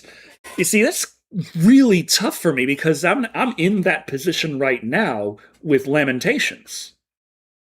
And it's strangely foreign because when it came to Revelation, honestly, I just wrote it. I don't know how. I just sat down and like made this. And then I looked at it and I'm like, okay, we can polish this, fix this, change this. And I, went through the revisions and then I recreated it from start to finish. And then I took that and then I polished that up further. And now that's what we have. But what happened was I spent a month making a story, and it was what became Convent Chronicles Revelation, and I don't know how I did it. So I'm sitting here like I've got ideas for Lamentations. I know the overall major things I want to happen. I know the arcs I want the characters to go through. I know the events that I want to occur, and I know what I want to set up. And I'm sitting there like, and how do I do this? So I'm trying to sort of tap into what I did with Revelation in a way, in that, okay, if I want us to write this, I'm just going to have to write it. So understanding that I'm going to come back, I'm going to fix things, I'm going to change things later, I sat down and I hammered out the flow and structure of the first chapter. I didn't make any of the dialogue. I'm saying the events that happen. This happens with this and this and that and that and that and that and this, and this person talks about that. I'm just describing the very basic framework of what occurs so I can look at the scene, see how it flows, figure out, do I need to add something here? Do I need to spread this out? Do I need to remove this? Is this not going to work out? And I'm looking at it and I'm not 100% on where I have the first chapter for Lamentations yet. Like, it starts strong, but then I'm like, but we need to make the inciting incident really, noticeable and interesting. And that's where I'm like, okay. What happened to Patricia? I haven't kept up with Patricia. Oh, also, thank you for the $2 super chat sensor sticks. I didn't miss that. Have I been in the evil bong in the Weedverse? No. I've been hanging out with Jack and Daniel. But yeah, so overall for Lamentations, I have the major points that I want to do throughout the story, and then I'm trying to figure out scene by scene how it is going to break down. And then, so I think this method of writing is referred to as crystallizing. You start with the big major picture, and then you kind of focus in on it more and more and more until you get down to the individual lines, individual beats, then you get the words and like everything is like boom. You go from the big to the small. So the way I did Revelation was from the first point just pantsing. That's what I pantsed the whole fucking thing. And then I went and I revised and polished up and everything. But Revelation was pantsed. That's what I did. And now I'm looking at Lamentations and I'm like, okay, well, how do I get this going? And so I'm trying to do sort of a combination of crystallizing and then pantsing and see where it goes.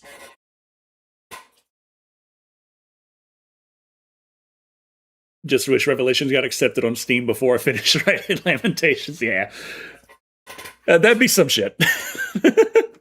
End up finishing writing Lamentations, and the Revelation is still sitting there like Steam, like, we still think this is frequent nudity here. You're gonna have to change a lot. You're gonna have to say, just admit it. Just admit that you wrote porn. Like, but I didn't. What are we talking about? Porn. No, we're not. Just catching up on things, talking about various movies, talking about reviewed Five Nights at Freddy's movie 2, but where's the review for Five Nights at Freddy's movie 1? Asking out of curiosity. This is a fun one. I didn't review Five Nights at Freddy's 1. I've had a recurring nightmare for years that I would upload a review. I'd work hard on a review. It's like, you have your work dreams. It never goes away no matter what work you're doing. But I had this recurring nightmare that I would work really hard on a review. I'd upload it, and then the comments would roll in telling me, Decker, what is this? You already reviewed this movie. And I'd be like, oh no! And I'd freak out. But the opposite has happened. I was so certain that I already reviewed Five Nights at Freddy's 1 that I reviewed the second and mentioned that I reviewed the first in it. And then, turns out, I never did. I reviewed Willy's Wonderland, and I did a reaction to Five Nights at Freddy's 1, but I never actually sat down and did a proper fucking review for Five Nights at Freddy's 1.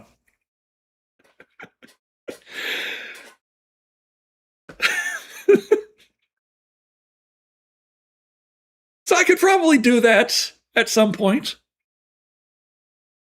Probably review Five Nights at Freddy's 1 at some point.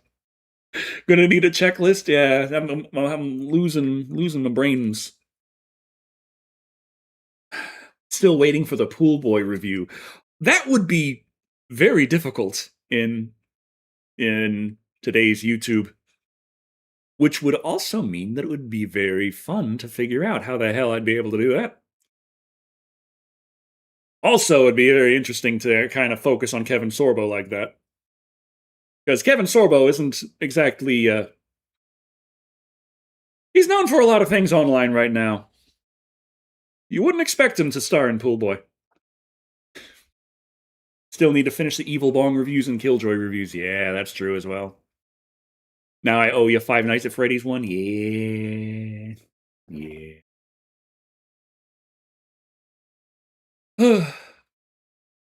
But yeah.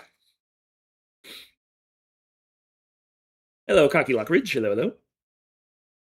Star Wars Last Jedi and Rise of Skywalker. I should just be like, okay, here it is. Here's the Star Wars. We're having wars in the stars. Here they are. Boom. Writing an espionage novel based on protagonists stealing a piece of AI technology that aids his escape from two competing companies who are on his tail. I'm a little concerned about the AI aiding his escape. I could just imagine him being like, oh, I see. What you need to do is head left down here and go down the manhole. There's no manhole. This is a dead end. Right. Thank you. My bad. I understand the situation now. What you need to do is head right and go down that manhole, and then you'll be able to escape. There is no right. That's a wall. Ah, I see. They must have done some remodeling. Okay. What you're going to need to do is go left and down the manhole.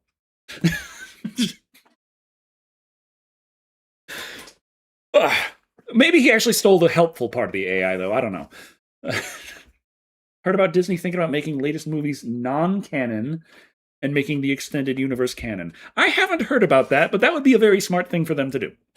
Because, yeah, at some point, you gotta cut your losses.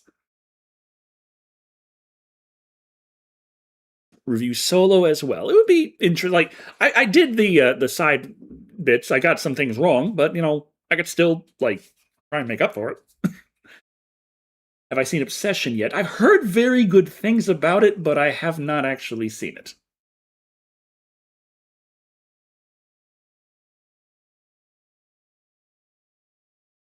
The Odyssey reviews are heavily polarized. Curious to know a point of view. Already know the original story. I haven't sat down to watch the original story. I've seen enough, Odyssey adjacent things over the years, but I've never actually sat down to watch any adaptation of the Odyssey, nor have I read the Odyssey. The whole thing where it's perfect 10s across the board from all critics, I was looking at that well, that looks like mixtape right there. But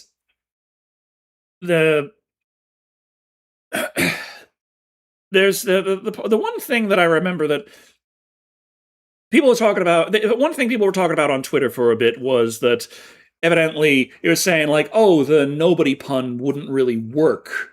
They couldn't get the nobody thing to make sense with the Cyclops. They couldn't get it to work like in English and what have you.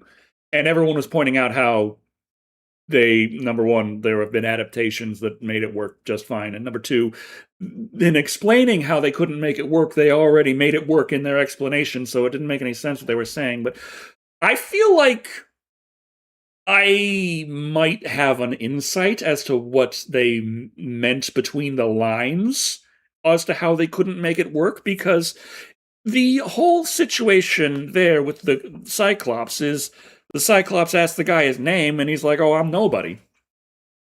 And then the Cyclops is like, oh, okay, his name is nobody. And then later, when they're murdering the fuck out of the Cyclops calling for help, the other Cyclops hears his ass and like, hey, what's going on there? And he's there like, nobody is trying to kill me. And the other Cyclops are there like, okay then, and go home. And that's part of that whole thing there. And they're like, oh, they couldn't make that work. Now, obviously, you heard me make it work in that explanation right there. But what I think they meant between the lines is just by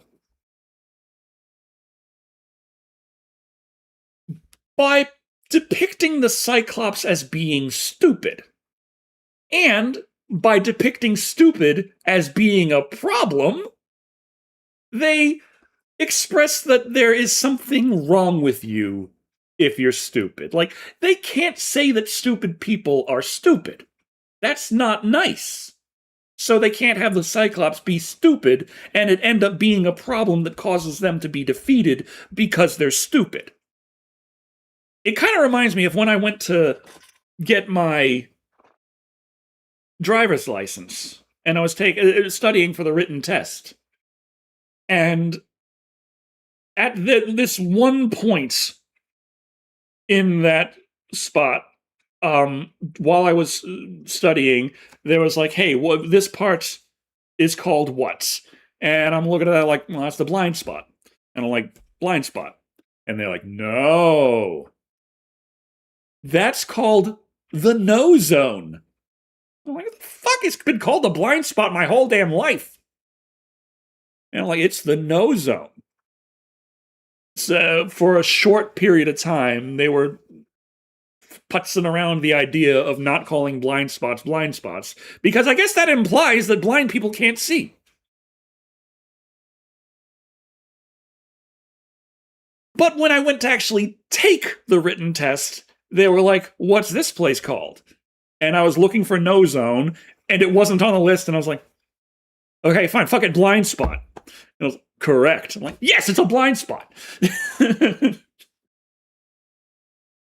Most of our political leaders are stupid. That's why it's called government intelligence. Yeah. Yeah.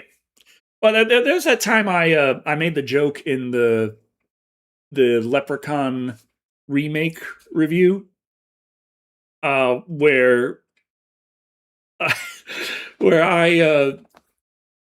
I made the joke after the guy gets his leg bitten by the leprechaun that now he is differently abled. And it was funny because I got comments from pissed off people on both sides who were like, how dare you say differently abled? That is an extremely, extremely offensive thing to call disabled people. And then one person say, what's wrong with you saying differently abled, you little pussy? You can't call them crippled, that you're going to be like that. And just like, the joke was that he's not differently abled. He didn't gain a new ability. He's fucking crippled now, and I'm just making fun of the term differently abled, but okay. But yeah, it's like, you're always going to piss someone off. You can't go through life trying to just walk on eggshells all the time. So, ooh. Sinners. Yeah, I haven't seen Sinners. There's a lot I haven't seen. I need to see more. No one can agree on anything anymore and it pisses you off? Yeah.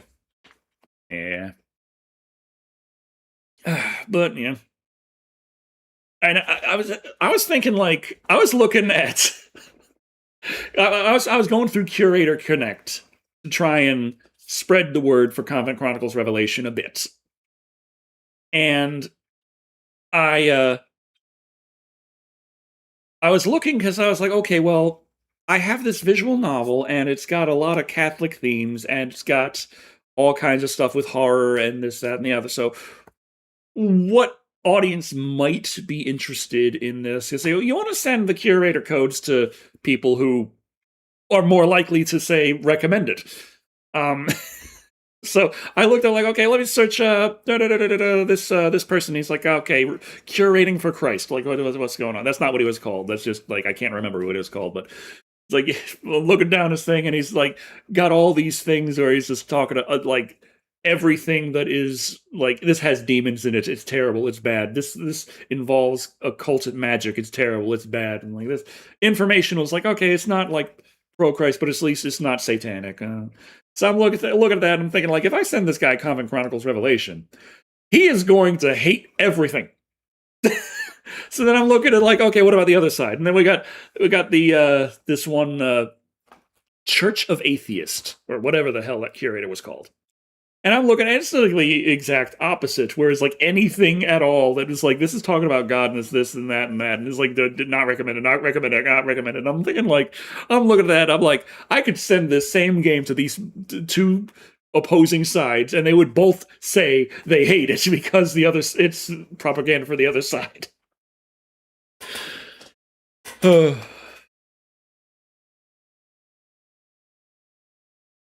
Curious, evil, curious George. Oh, is Curious George public domain now? Is he going to be curious about what your insides look like? Could be.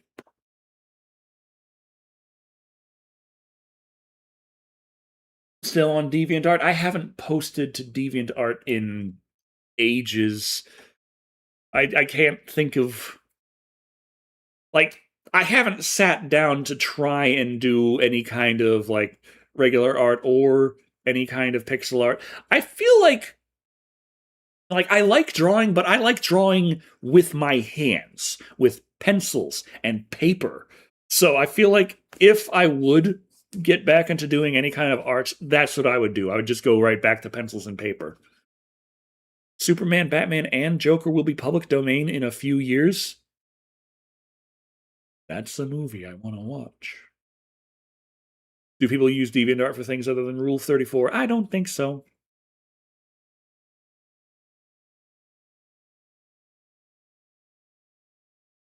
I'm pretty sure no. 2036 for Curious George to go public. Damn it. That's too late. I can't I need my Curious George seeing what people's insides look like sometime before I'm 53 years old.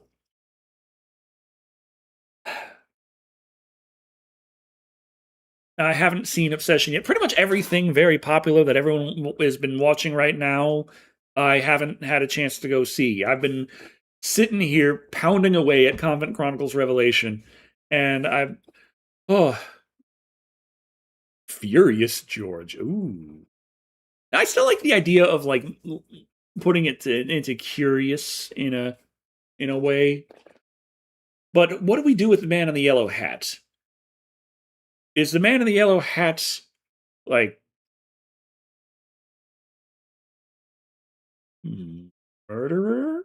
I don't know. Do I like virtual pinball? Like for a Virtual Boy?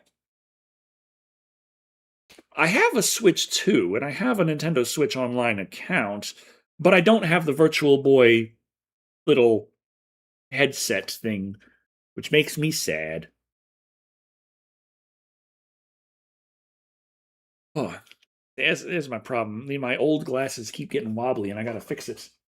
Don't worry, I can fix it like a man.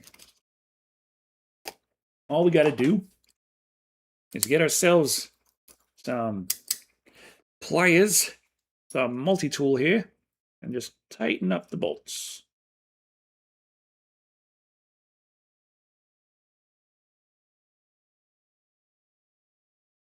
I really need a new pair of glasses.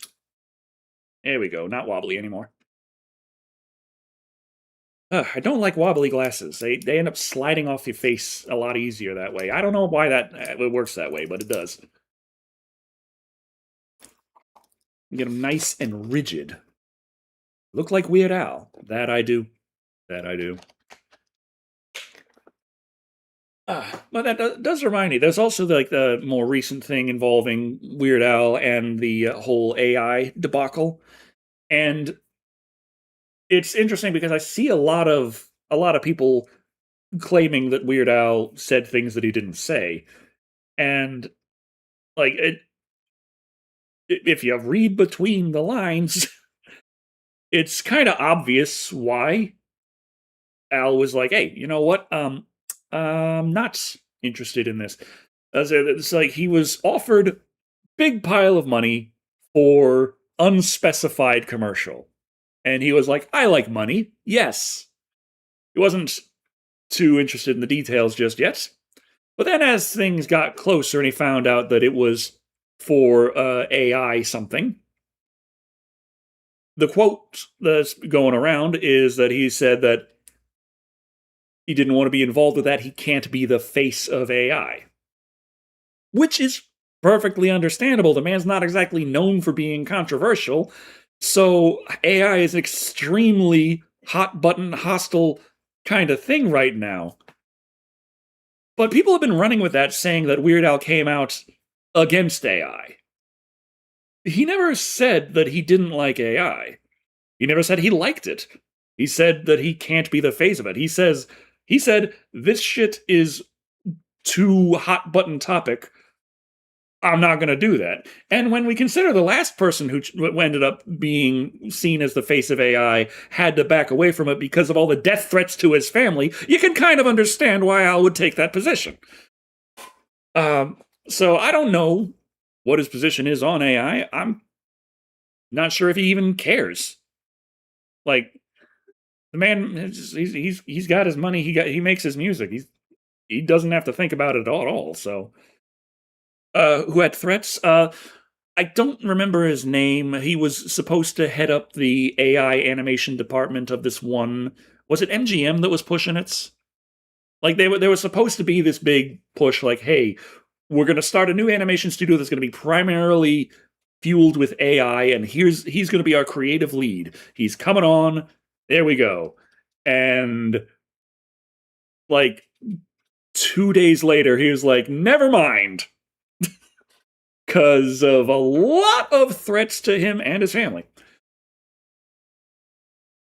Have I seen the Weird Al biopic starring Daniel Radcliffe? No, but I'm still kind of upset that Daniel Radcliffe got the frickin' role and I didn't. Though I also think that if I would actually make a Convent Chronicles Revelation movie, Daniel Radcliffe is who I would have come on to play the role of Grey. No, that's just me.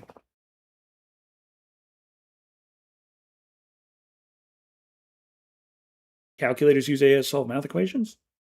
When did I say? Huh? I'm going to trust you on that, but my memory is not memorying. Are AIs really worth sending death threats over? I'd say no. From my position, the way I'm looking at it, like, this technology is extremely disruptive, and the run on RAM has been pretty catastrophic. Prices have gone through the fucking roof. It's made consumer electronics a real pain in the ass. And it's going to show no signs of slowing down because it doesn't matter if the people want it or not at all. The government wants it because they are interested in having the most advanced form of it to be able to more effectively kill people. That's the most important thing about the technology to the most powerful people involved with it. They want it to be the best it can be so they can kill the most effectively with it. So I figure if we're going to have that anyway, and we have really nothing we can do to stop that, I may as well make some cute anime girls and a nice story to go along with it. So I'm going to write the story myself because AI fucking sucks at that.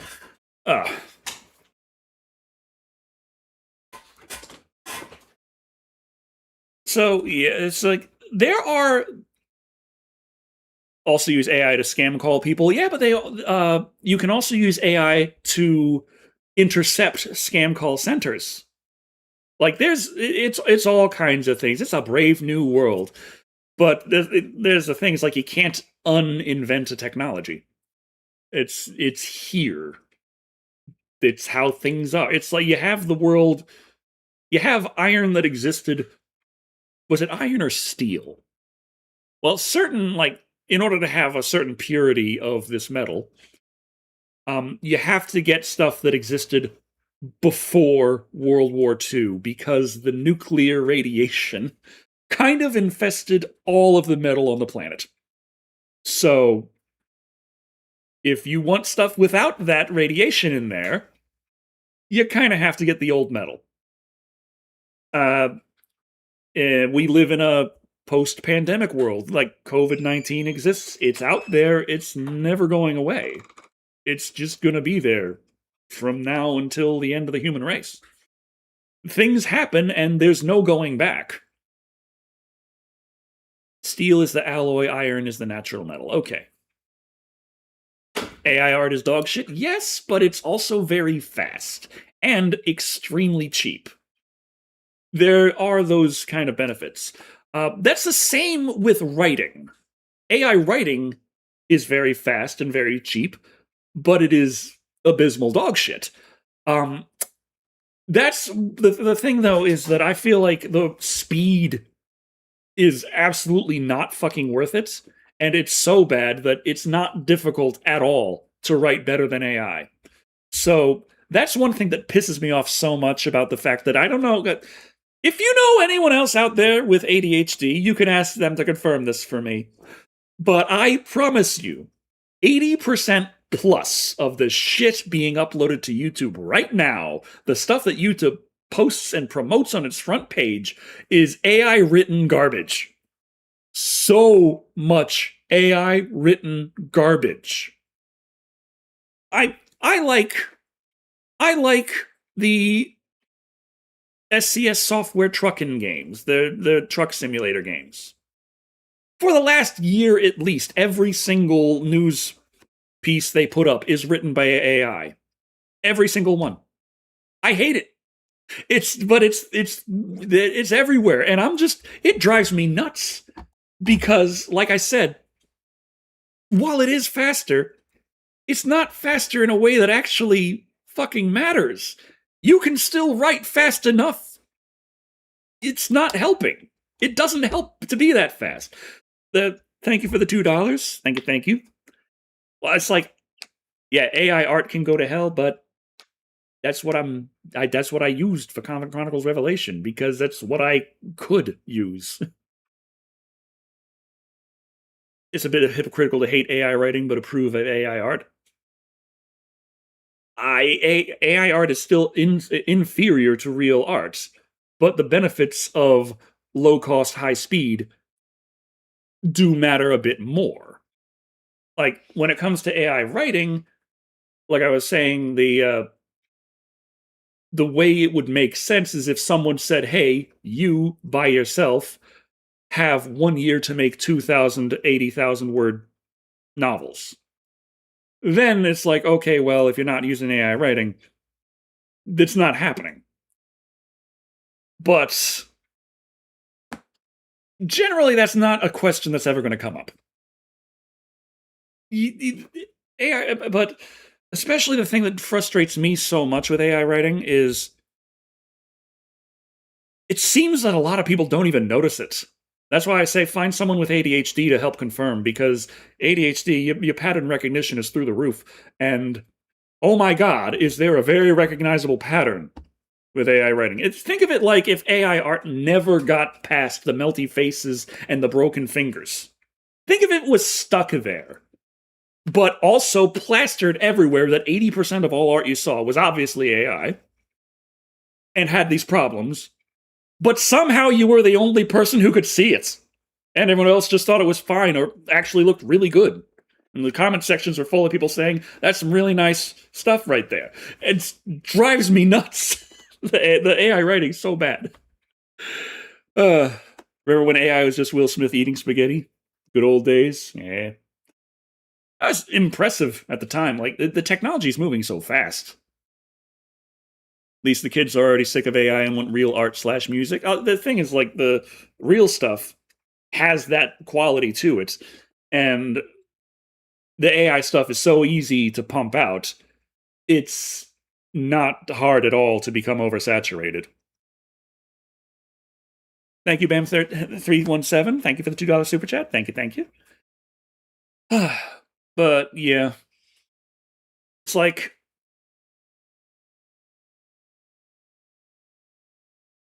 there's a good amount of pushback for the use of AI art in Comic Chronicles Revelation, and I understand that. But there's not all that much pushback for the use of AI for the localization, for the translation into other languages. That was a good chunk of work too, but real music that has been processed to death by 18 different people. Well, I mean, you can still make real music. Like, so when I was talking about the music before, where I was like, hey, if I had my synthesizer, which, you know, that's another fun thing. Is like, I love synthesizers. I love synthesized sounds. When the synthesizer was new, you best believe a lot of people were like, that's not real music.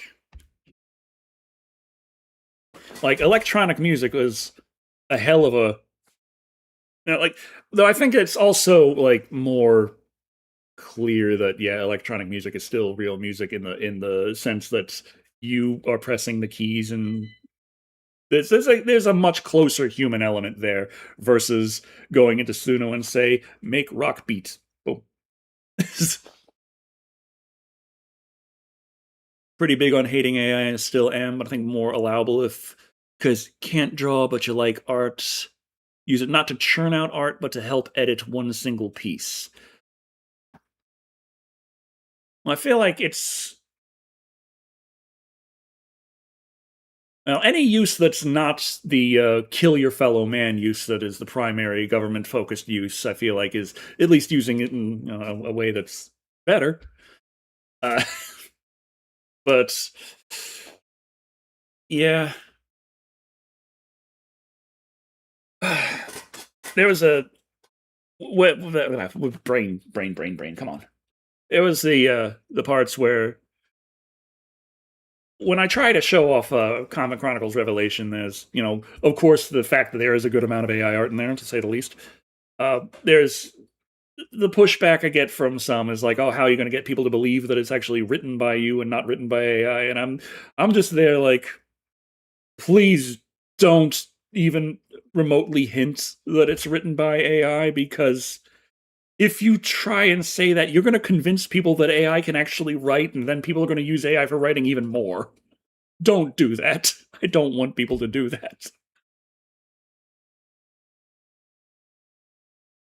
Going to be bad for the data centers. Why can't we use the ocean as the water to cool the data centers? Well, it's like the water thing with the AI is like there's a whole bunch to get into with the ethics discussion. There's a lot of digging there. We don't have the time. But I think the shortest thing I can say is that even if every single horrible thing said about AI wasn't even 1% of how bad it really is, it's even worse. The government is still going to go full force on it 100% to try and work as best they can to find out what's the most efficient way to kill people. That's the world we live in.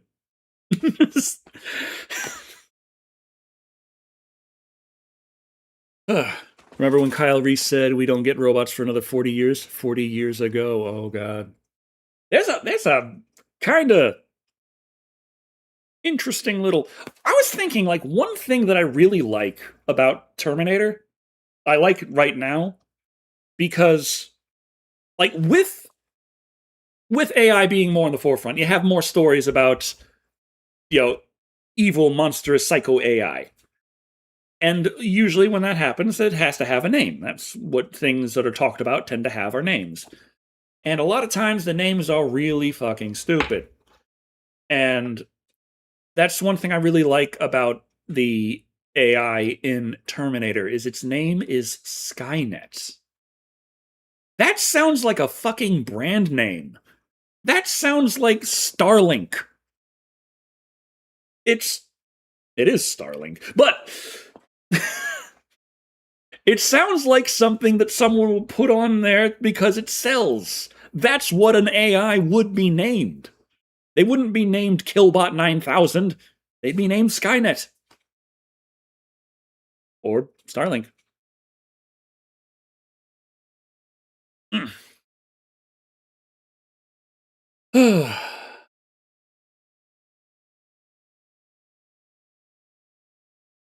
Well, Cyberdyne Systems is the company.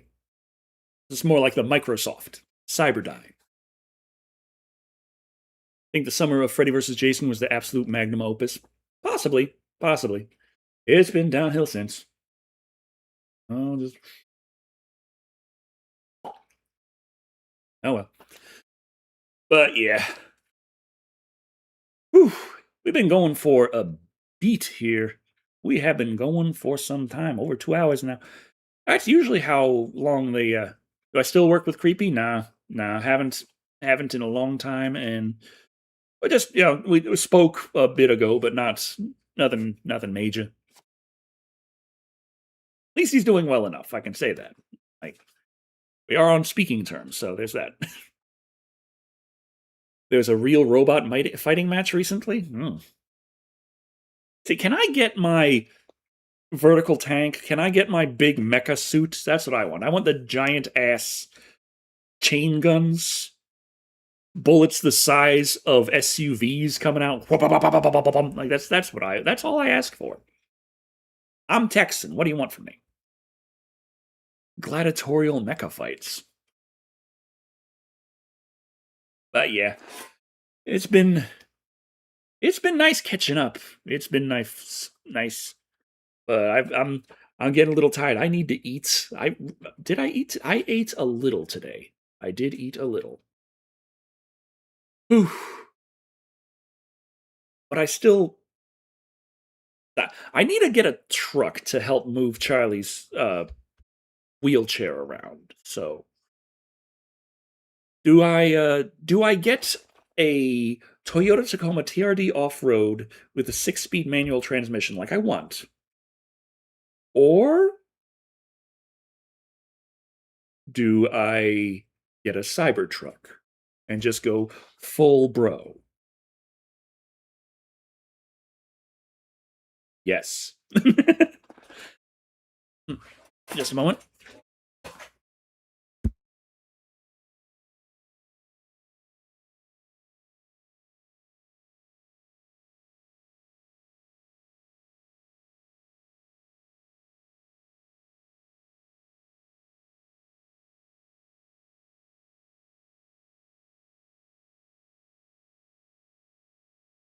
Okay, cheaper and more reliable, probably the Toyota.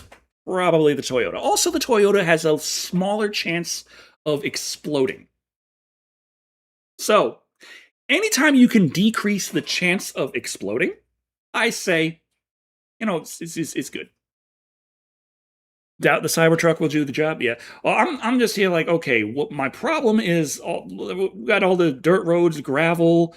I want like the TRD off road has the skid plates as standard polymer, but still skid plates. And I'm not trying to go like boulder climbing. I'm just trying to survive these shitty roads, and skid plates would do that. So yeah, pretty sure a Cybertruck wouldn't do that. Thing about AI is people are too damn lazy to edit or Photoshop. Editing can go a long way. Yeah, I mean that's what I spent a good amount of my time honing is my skills at editing.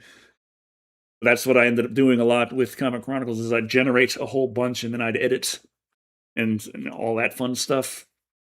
But yeah, if I had the opportunity to actually have it, like if I just had the choice, it's like, hey, You have a people or AI. Like people. It's always been like the superior choice. It still is. There's the AI can do things fast and cheap, but the thing is the quality's not there.